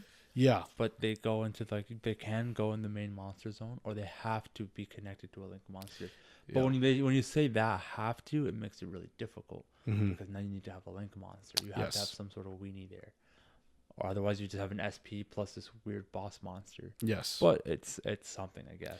Yeah. So link monster, but it's like red, but it's like a boss monster, so it's like but then I'm asking myself, do we need one? Yeah, why do we need another summoning mechanic? Yeah. It used to be we needed them to sell. Mm-hmm. So a synchro summon, a lot of people quit the game. This has gone too far. Yeah. You fucking weenies. It's just a contact fuse. They're asking you for a level 1 and a level 6 to make a fucking 7. Yeah. You can do it in multiple ways. But for a lot of people, that was too far. That was too generic. Yeah. So then you go into Xyz, that's even a little bit more generic. You just have to get the levels to match. They don't have to add up. Yeah, yeah. Just find me 2 4s. Yeah. Obviously pendulums come with a lot of weight. But when you actually, the simplicity of a pendulum, I think, is even more so than doing the math of summoning a synchro monster. I hate counting stars. Yeah. The fact that there's no number system on the level thing always pisses me off because I'm like, I don't know if that's a level 8 or a level 9 unless I know what the card is. Yeah. I have to go 1, 2, 3, 4. But I don't know. Or I go 4, 5, whatever. Anyway, all that to say, I think links might have been a step too far because they simplify the game in such a way that we've broken down every other type of summoning into a link monster. Yeah. A link monster could say 2 level 4s. Yeah. Now, you could make the same argument that so could a fusion, but I have to put the circumstance on board. I have to activate an effect that lets me conduct a fusion summon unless that fusion monster says I can contact fuse. Yeah. To synchro summon, I need a tuner. Or that monster has to say I can treat something as a tuner, like Chaos Angel. Yeah. But with link monsters, you don't have those same type of restrictions in most cases. Yeah. Now you'll get, a Malice monster and 1+ effect monsters. Sure, that's a restriction. Those are materials. But they're a lot different than Dark Magician and Flame Swordsman specifically and no one else. Yeah. So link summoning is simpler than synchro summoning. It's simpler than Xyz summoning. It's simpler than fusion summoning. It's simpler than ritual summoning. Where do you go from there? I have no idea. Mm-hmm. I don't think there's anywhere to go. And it's a bit alarming because traditionally we've sold the game as there's power creep in Yu-Gi-Oh! Yeah. But there's power creep. There's always been power creep in Yu-Gi-Oh! Sometimes summoning mechanics are that power creep. Synchro was way easier to do than fusion summoning. Yeah. Xyz summoning was easier to do than synchro summoning. Like for power creeping? Yeah. Power like that way? With Xyz summoning, I just need to get 2 4s. Yeah. If I have cards that let me do that, I can make this generic rank 4. Yeah, yeah. With synchro summoning, I need to get 2 monsters at least whose levels add up to this 3rd monster. Yeah. So that's another restriction. And one of them has to be a tuner. Yeah. So even if it's a level 4 and a level 4, one of them has to be a tuner. I can't just go, what's Ice Ryziel into Sword Ryziel and make a synchro 8. Yeah. It doesn't work that way. Yeah, yeah. So link summoning is just, I need 2 guys. You just give me 2 guys and I'll get you a banish and a non-target banish or whatever. I don't know if you can make it simpler than that. And if you make it more complex than that, is it going to sell? Yeah. They would have to be crazy effects. The game is so fast now, I'm not summoning anything that takes 3 turns to summon. The game would have to have a power decrease in order for any other type of thing to be viable ever again. Yeah. Which is kind of scary because where do we go from here? Do people get sick of this after a while? I don't know. I feel like it's kind of is the direction we might be going Yeah. now, is that we're slowly dipping into just a slower game. We're trying to put people in the new format. Yeah. Because the new format seems a bit slower. Mm-hmm. And like you have decks that set themselves face down, and you have another deck that can't be destroyed by battle. That's already slowing the game down a lot. It's like I play, and then you kind of go, and like it's just a lot slower. It seems like, and that might just be it. So they just make cards that just slow the game down, and then through ban lists, it will ultimately slow things down. Yeah. Like maybe like I like a healthier metagame where things are slow. But I think to a certain level you have to have the power level of your new decks be the best decks so that people buy those decks. Yeah. Otherwise the ban list becomes set rotation. Yeah. Which it is right now. Like, make no mistake. That's why Snatchy's at 1 now. Because they don't want that deck in the meta anymore. Yeah. Because it's not making them money anymore. So because of that, like, you'd have to do that more. Because if the game slows down to the point where, like, I can play Ice Barrier, now they have to ban Ice Barrier because Ice Barrier is not making them money. Yeah. Or they have to print cards that are worth me buying those cards, which means they have to be better than the current Ice Barrier cards. Yeah. The support. Yeah, without any of that, they're not making money. And that's assuming like Ice Barrier even gets enough attraction to have that attention, right? Exactly. For example, now that like Yummy is not so good, Mm-hmm. people who are playing Yummy, like they have no fear of having their shit banned anymore. Right. Well, yeah. they might just go back to like Live Twins. Yeah. They might go back to Drytron. You know what I mean? So just go back to their older decks that were, annoying, Mm-hmm. but it wasn't catching attention. Yeah. Lunalight will come back now, right? Why not? Because everything else just got. Yes. Yeah. So, yeah. Yeah.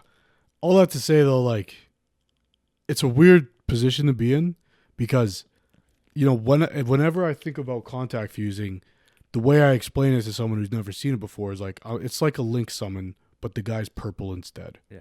And then it's like, oh, okay. There's Charmer cards. I think they got reprinted in the structure deck, so it might be people's first time seeing them, but they're the Awakening of the Possessed monsters. They basically say if you control a monster of this specific attribute and a spellcaster monster, you send them to the grave, special this from your deck. And that's an inherent summon. It's not an activated effect. Oh. So I could have a board that has, let's say, Maiden and Barrel. I can send both of those to the grave without saying I'm doing anything, start searching my deck, and summon Awakening of the Possessed Ausa. And you as my opponent would be like, what the fuck are you doing? Because inherent summon from the deck, what are you talking about? Yeah. But it's like a Link summon for an effect monster in my deck. That's cool, but an effect monster and that type of thing is not... First of all, I think it's bad for the game. I love those cards, like the Awakening of the Possessed ones, but that interaction is so awkward that I don't like it. But that's not a new summoning technique. We've seen that before. So I don't know what they do. But that same point, like when Synchros were a thing, before Xyz came out, I never would have suspected overlaying would be their thing. Yeah. And then it made perfect sense. I remember the first time I saw it, I was like, what the fuck are you doing? Yeah. Like, that's weird. But sure. Yeah, it's something that we can't even like think about yet because like, we don't know what could be done. Yeah. But then they'll come out with it and it's like, oh, okay, that makes sense. Like circular like, cards. Kind of shitty, but okay, we'll figure it out. Like what? Yeah, like, I don't know, the cards will be circles instead or something. Yeah, fuck. I mean, yeah. But it could always just be something like, oh, you need to like require, I don't know, one of each extra deck type monster to summon this extra deck type monster. That's cool. Yeah. But then also it's like, then it becomes more of like an archetype than it does a summoning technique, where it's like not all decks are going to play those. The cool things about Links is that most decks play one. Yeah. At least. Yeah, they can. Like, everyone can play SP. Yeah. Everyone will play SP. Yeah. Everyone, like, your deck has its own Link monster. Yeah. Like, I play Cross Sheep. I play SP. Yeah. And that was the power creep of Links. It was like, you don't have to dedicate to an XC strategy or something like that. You can just do this. Yeah. But that could be like the next thing though, right? Like the idea that like your deck can play a fusion synchro XZs Link to summon this new summoning mechanic. Yeah. You know what's crazy though? What you're describing right now is the boss monster from DDD, which is a pendulum fusion. Oh. Yeah. It's like if you have a DDD Synchro, Link, XYZ, and Fusion. Yeah. You send them to grave to summon that guy from. Okay. So yeah, it's just basically that. But but the deck does it. So then you just have more decks that do that. So then you see, and that's the problem. I don't want more decks like DDD. I don't want decks to combo so hard that you can summon each different type of extra deck monster on the same turn. I agree with that. I would not want that. I don't think. Which, to be fair, Blue Eyes can. It can, but not in a degenerate way. That's true. Like if you make Indigo Eyes, it's like, okay. Like, all right, you can. Yeah, you don't want to make that one on turn 1 because it doesn't really provide you much. No. But you can link Synchro and Fuse all in the same turn. And if, I don't know if you are that guy, you could also Ritual Summon. Yeah, you could, yeah. So, and then, but that's options, and you usually pick the best ones, right? It's not optimal, and there's no reason you need to do that. Yeah. So, so I don't know. I'm just like, it's a little bit of a bummer. Yeah. Because it's always cool to get like the next type of cards. Yeah. But you started off saying that like you think Link's like ruined the game. Not ruin them from like Links are too powerful. They shouldn't be in the game. I don't believe that. Yeah. I think Links are cool. Yeah. Like I like the concept of contact fusing, but it's a little bit different. Yes. And I also think it gives. Sorry, I also think it gives people who want to play their deck a certain way a little bit of oomph. Yeah. Because now you're like, oh, I can now play just SP. I can still play the deck I want, but I can play SP. Yeah, you have better end board pieces. If I want to play this fusion deck that I really like, I could run Cross Sheep, and they can actually give me a weird extender because now I can get another level 4 or lower on my board. And do more things. Yeah, the next it's cool. Yeah. Right. So I think it's like I don't dislike Links. Yeah. But yeah, I don't think they killed the game from like a competitive aspect or like they broke the game. I think at first that was true. And before you and I played competitively, so like like my hiatus of 10 years and when you started playing, there was a previous master rule. I don't know if you've heard about this before, but essentially you had to link first. So this was really bad faith move by Konami because it means you had to buy link monsters if you wanted to keep playing. Oh. So say you were playing Blue Eyes. Yeah. And you summon Blue Eyes and then Maiden. You can't make Spirit with like the Synchro monster because you don't have a zone that's being pointed to. All extra deck monsters had to be linked. Okay. So you would have to make, let's say, Gaia Saber, which is a normal monster. It's a link 3, I believe, and it has 3 downwards arrows. So left, right, down. So that's why there's so many normal monster links, yeah, because otherwise you're like, what the fuck is this? Yeah. But you'd get a generic link 1 or 2, say, that just had 1 down arrow, which means, okay, now you can actually make a rank 4.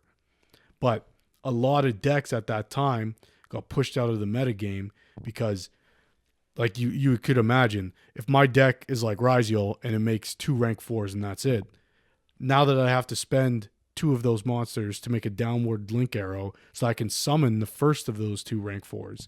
Now I don't have enough bodies to get the other 2. Yeah. So then the link strategies prevailed because it's like, oh, I'm linking anyways. Holy fuck. So I made Nib like the best hand trap. That's why like Cyberse, like the Cyberse type was developed for link summoning. Like it's link. Yeah. There's Cyberse rituals, but I think that's it. I don't know if there's Cyberse synchros too. But anyways, but it was interesting because like it slowed the game right the fuck down. Oh. But it wasn't balanced. Yeah. Because was this before tier? This was before tier. So eventually they rescinded this change. So it went Master Rule 3. The Master Rule 4 was this one we're talking about. Yeah. Now we're currently in Master Rule 5. Yeah. So they removed that, where now that rule only applies to link monsters. Yeah. It doesn't apply to XYZ, Fusion, Synchro. Yeah. So there's actually, this came up in a game I was playing on Friday, I think. So does that mean you had to have a link monster in your extra deck every time? Had to. Otherwise, the rest of your extra deck was completely useless. Wow. Like maybe if you're playing Dogmatica Yeah. and you're sending them all to grave. Yeah, But yeah. if you didn't have a link monster, you couldn't summon anything from the extra deck unless your opponent made one with an up-facing arrow. Then you could. Which they wouldn't unless they had a reason to. And even then, yeah, it'd be weird. Anyway, wow. So I was playing against the guy who's playing Yummy, and at one point I interrupted him to a point where he had to make SP, and he had to make SP in the extra monster zone. So when I resolved the Femena fusion, I just negated with Malulu the SP, so it was useless, but I didn't pop it. I left it there. It's 1600 attack, I don't care. And now your link zone is clogged. Yeah. Because SP has 2 left and right arrows. So you can't make Snatchy. All I have to do is keep you off of getting your stuff engraved. All facts. Then they're locked. Yeah. You use that time, buy yourself some time, banish the field spell. This is game over. Now, they have the option of... Stunned them. Which they can still do now, even when Snatchy's at 1. Because as long as it's engrave, they can keep reborning. Yeah. And they can still quick sync, but they can't link into another Snatchy. So if you get Snatchy out of the game at that point, like if you banish it from grave, it's done. Yeah. So yeah, I think links, because it's so simple, because the requirements are usually just 2 guys, 3 guys, 4 guys. Yeah. You have 5 guys, you can use your opponents as the 5th. Yeah. Like, it took one of the most simple mechanics, contact fuse, have this guy and this guy, send them to the grave. That's all a link summon is a contact fuse with a different color. Yeah. I think it may be oversimplified extra deck mechanics. And again, I like link monsters. I like the current state of the game. I wish it would have been something a little more complex. Okay. That slowed the game down, not in an artificial way. Because link monsters did that. Like, because you had to play stupid fucking normal monster links just to get into your good extra deck monsters. Yeah. It slows the game down. Yeah. I get where you're coming from. Because whenever I was like a Yu-Gi-Oh player before, when you think of extra deck monster, this was the cards that would segue into winning. Yes. Right? Not into just bodies. Yeah. Or just like just combo, whatever. Yeah, they're extenders. Your combo leads to that. Yes. They don't lead to your combo. Mm-hmm. So it would be nice to like kind of steer into that direction. Because for the most part, like your extra deck typically does carry monsters that are your boss monsters, but you need to like use it interchangeably with your main deck. Yeah. Right. But yeah, like the idea that like I have to go normal summon, link 1, search, get a I have to go into the extra deck just to summon a vanilla. Which is why, like, I'm sure you've heard people been like, link 1s ruin the game. Yeah, I've heard that. That's why. They're powerful. They're good. Because I normal summoning, I get its effect, I link 1, and now I have an arrow I can use to go into the rest of my extra deck. Yeah, it's so much faster than that guy having to make a link 3 just so he can summon out like Exiton. Yeah, it's like he's 2 turns behind. Mm-hmm. If you have a link 1, you're already doing those things on turn 1. Yeah, so you don't really need 3 or 4 extra bodies. You just need 1. Yeah, and that's fair. Like, I've always thought that people who said that were coping, but I never put it through the lens of Master Rule 4. Yeah, where it's like, oh yeah, that gave you so much card advantage. Yeah. And again, it's kind of like artificial, arbitrary, because Konami was just like, yeah, you can't play without them. It's the best way to sell your product. But it's also a really good way to lose players. Yeah. And so I think another thing that contributes to not getting a new extra deck type is that, like I said, when Synchros came out, people stopped playing. I don't know if you've ever played on like Dueling Book or like Dueling Network, it was called back in the day. Mm-hmm. But there's people who go on there and their requirements are like no synchro, no XYZ, no pen, no fucking, like they just want to play Unga Bunga, like GOAT format essentially. Then there's Edison format where people are like, yeah, XYZs, no thank you. The game was perfect here, then it got bad. Synchro's the limit. Yeah. Then there's people, quit at XYZ. There's people who quit at synchro. There's people, pendulums, the game is ruined. Yeah. And that was almost like 12 years ago when pendulums came out. Oh. And there's still people who are like, pendulums ruined the game. Yeah. It's like, dude, they don't even play them anymore. Like, and we made new zones for pendulums. You used to have 7 spell and trap zones. Oh wow! And 2 of them were dedicated specifically to your pendulums. I did not know this. Yeah, so if you like, so if you didn't run pendulums, you couldn't set anything there. You could. So you could have 7 back row. You couldn't have 7 back row. Okay. Like, so essentially they were on like, it was, like the old playmat that was like 5 and 5. Yeah. So it was 5, or I guess 6 and 6 because of the field zone, banishment, extra deck, whatever. So it was, then it turned into a 5x5, and then 2 zones, and then field zone, extra deck, graveyard. But in between those 2 cards, there was a separate. I'll try to find a mat to show you. Okay. But that changed. So now like if you play on like say like an official mat, there'll be like some sort of diamond or triangle indicating this is a pendulum zone. Yeah. So if you're activating pendulums, or like if you're playing against a pendulum deck, and say you have a card that pushes something back to the extra or to the spell trap zone, a good strategy is to push that card back to the pendulum zone. Because if it's not a pendulum monster, it gets locked there, and they get locked out of activating that card as a scale. Because you can use pendulums as spells, but only in that specific zone, the leftmost and the rightmost zone. Okay. If it's not in that zone, it doesn't have a pendulum effect. You can't even place it there. Mm-hmm. So if you lock those zones, which is like what Kashtira did, then a pendulum deck got locked out of the ability to be a pendulum deck. Okay. Which is crazy. Yeah. So again, that's all power creep and whatever. But I think there's a fear. And then again, people left the game at links because it was like, okay, now we just contact fuse with any 2 cards. This is crazy. Yeah. And I need to buy them. Yeah. I don't have the choice. That would shut people up, yeah. Like there's people we still play with who are like, no, I'm a synchro player. And like they'll only play synchro decks. And you're like, oh, okay, whatever. Like everyone's got their preference. Mm-hmm. But when those people are told you have to play Link Monsters, otherwise you can't play at all, even though they might want to play Link Monsters now, like you said, those same people might be playing SP. That's a tough thing to be told and be like, yeah, fuck this, I'll go play Magic, I'll go play Dragon Ball at the time. So I think they're probably pretty hesitant about making something that's so game breaking that it has that type of effect, especially when there's no show. Yeah. Because there's no other way into the game besides playing the game right now. Mm-hmm.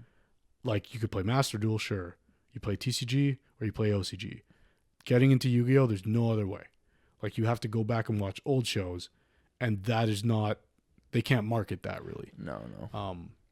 So yeah, I don't know. It's an awkward place, and it's the longest I've ever gone playing this game, and I think the longest there's ever been since a new mechanic was introduced. Okay. But I guess we'll just have to wait and see. I think part of it too, I think they might not even have to. They could just continue to just grow with what they have now. Yeah. Just make it a steady, easygoing game. Maybe consider like mixing OCG and TCG. Like just figure out a different way of branding the card game. Yeah.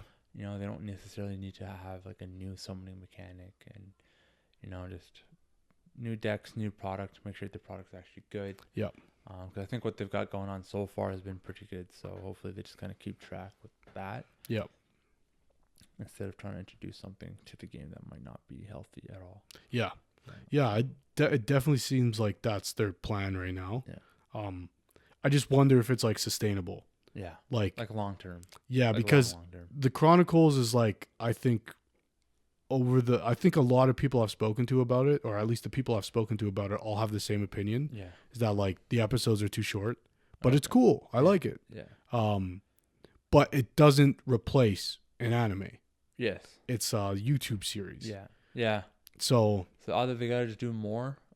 Maybe do an actual TV show of lore, and it can just be like quick seasons. It doesn't have to be long. Yeah. Like 15 episodes. If that, yeah. Per lore would be great.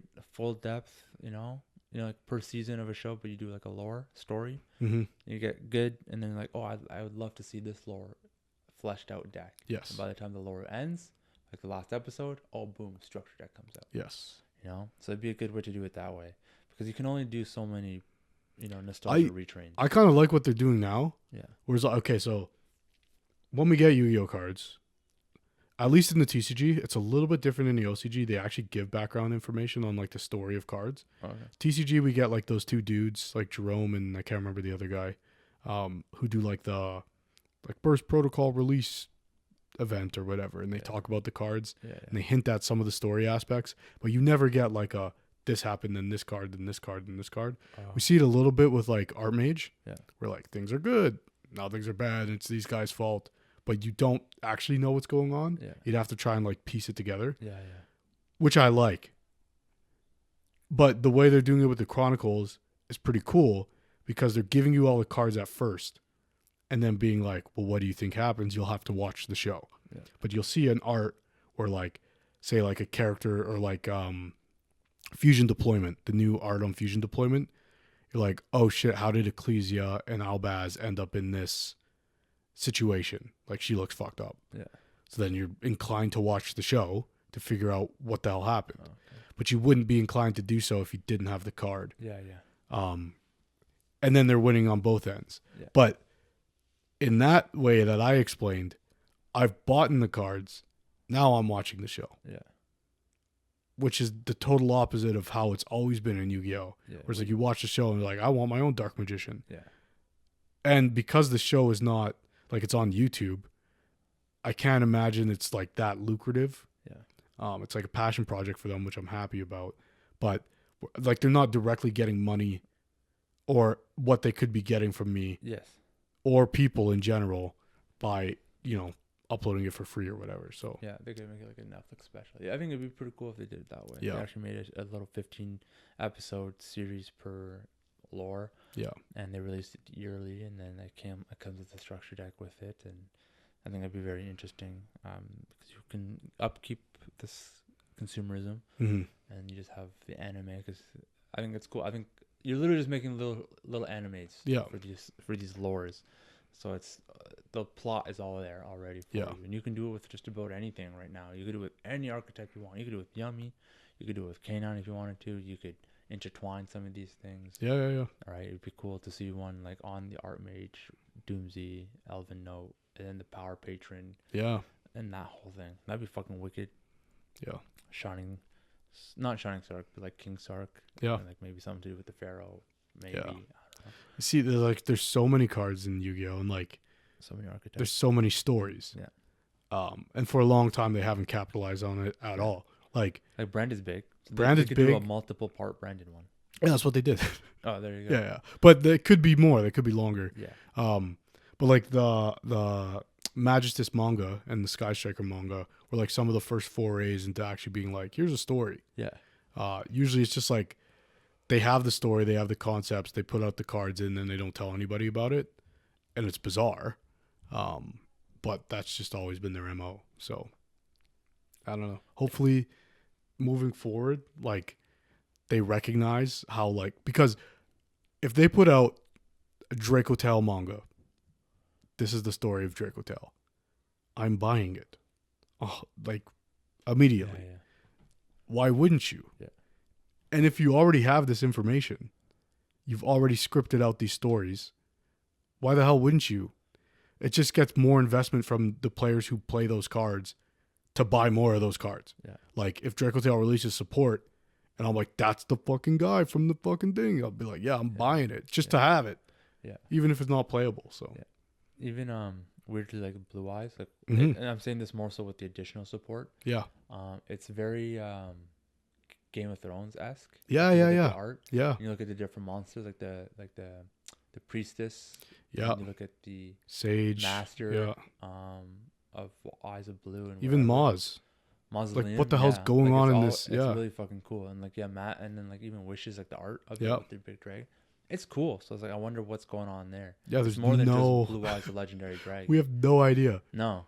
Or like, how does Maiden actually factor into this? Because Maiden's just Maiden. It just becomes synonymous with like Blue Eyes, but it's not like, because like we don't actually know. In the Yu-Gi-Oh lore, it's like Maiden and like Kaiba, like the old school Kaiba. But in this, it's like in this lore, is it like it's not in Egypt? It's like, it's a weird word. So it's like, is Kaiba like the princess and the frog kind of thing? So like, so the Blue Eyes White Dragon is actually a dude. You know what I mean? Like it's Sage. Right. So I have no idea. Exactly. because Sage is like you tribute special summon to Blue Eyes, so like Sage is Blue Eyes, and then Maiden and Sage have their. Even the new structure deck, like the Blue Eye structure deck, like the art of Mausoleum, and then Spirit with Eyes of Blue. Yeah. It's like, what is going on here? The thing looks like it's not happy. Yeah. Like it's scared to be where it is. And then you got all these people like chanting at it and shit. Yeah, yeah. What is actually occurring here? Yeah, yeah. But they don't tell us. Yeah. But if they did, I would be more incentivized to be like, I play Blue Eyes because I like this story. Yeah. And I don't know if we've talked about this on the pod before, but like the Visa Starfrost lore, which involves Kashtira, Tyr, and Vanadium, is like very cool. It's based off like Buddhist reincarnation or like. Okay. I don't want to get it wrong because these are religious things, but like basically like splitting oneself into different parts of a personality or the soul. Yeah. And that's why there's like the hearts monsters. So Kashtira, Rise Heart, Vanadium Prime Heart, and Tearlament's Rhino Heart. Okay. They're all negative like aspects of Visas. But they're all Visas. They just like, like when Piccolo split and like one's the evil one. It's like that. Yeah, yeah. They took all like the anger and rage and like the evil and they created new people with them. And that's what those monsters are. And then those guys went to different planets and, took them over based off what aspect of the soul they had or whatever. But and the deck plays like that. Like you Visas and then you get a field spell, and then that field spell adds something, and then you get another field spell. So it's like Visas is traveling to all these planets in order to reclaim parts of himself that were fractured. And the deck kind of plays like that, especially like Vanadium. Yeah. It's like, you got to go here, and then that gets your end board of like, Visas, Astrolaud, and all these cards, right? Yeah. So it's cool because when you're playing the deck, you're playing out the story of the deck. Same with like Dracotail. Like these two monsters are my best targets for Arthalion, and it's Lucaeus and Urgala, Pan, who fuse into Arthalion. Yeah. And then, so it's cool when you're actually playing the deck because you're invested in like telling the story of the deck. But when you don't get any story and you're just kind of like, this guy looks fucking cool, I guess. I don't know. Yeah. Then there's less investment. Yeah. Yeah. Yeah, I don't know. It's just bizarre that it's such a missed opportunity to me. Yeah, they could definitely make a lot of money off that. I think that'd be cool because everyone having their favorite decks animated would be cool. Yeah, so it'd be nice. And it's kind of like a little bit off topic of like mechanics. Yeah. But I don't see them doing something like a new summon mechanic. I don't think they should. I think they should just. But that's what everyone said at every certain point. Yeah, that's true too. When we were at Fusions, no one expected Synchro, Xyz, Pendulum, whatever. But I think we're good where we're at. We have a bunch of different summoning mechanics. I think this is more of just getting the game good. And being able to invite people back into it and also invite new people into it. That way, I think that's the biggest thing for its longevity, right? Mm-hmm. Because you can only have the core fans for so long. But if you can't easily bring people into the game, then that makes it very difficult. You can pick up Pokemon easily. You can pick up Digimon Magic very easily.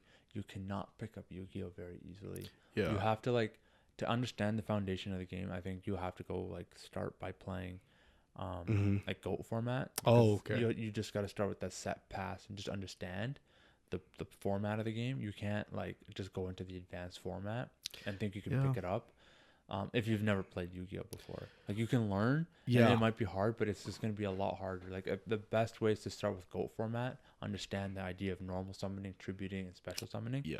Before you jump into this, because Blue Eye structure deck is easy, sure, but it's to understand the whole process of that flow and ignition effects and timing is very difficult for a new person to understand. That's why anytime I play against a younger guy at locals or whatever, if this guy's 18 or whatever, I always ask how did you get here? Yeah.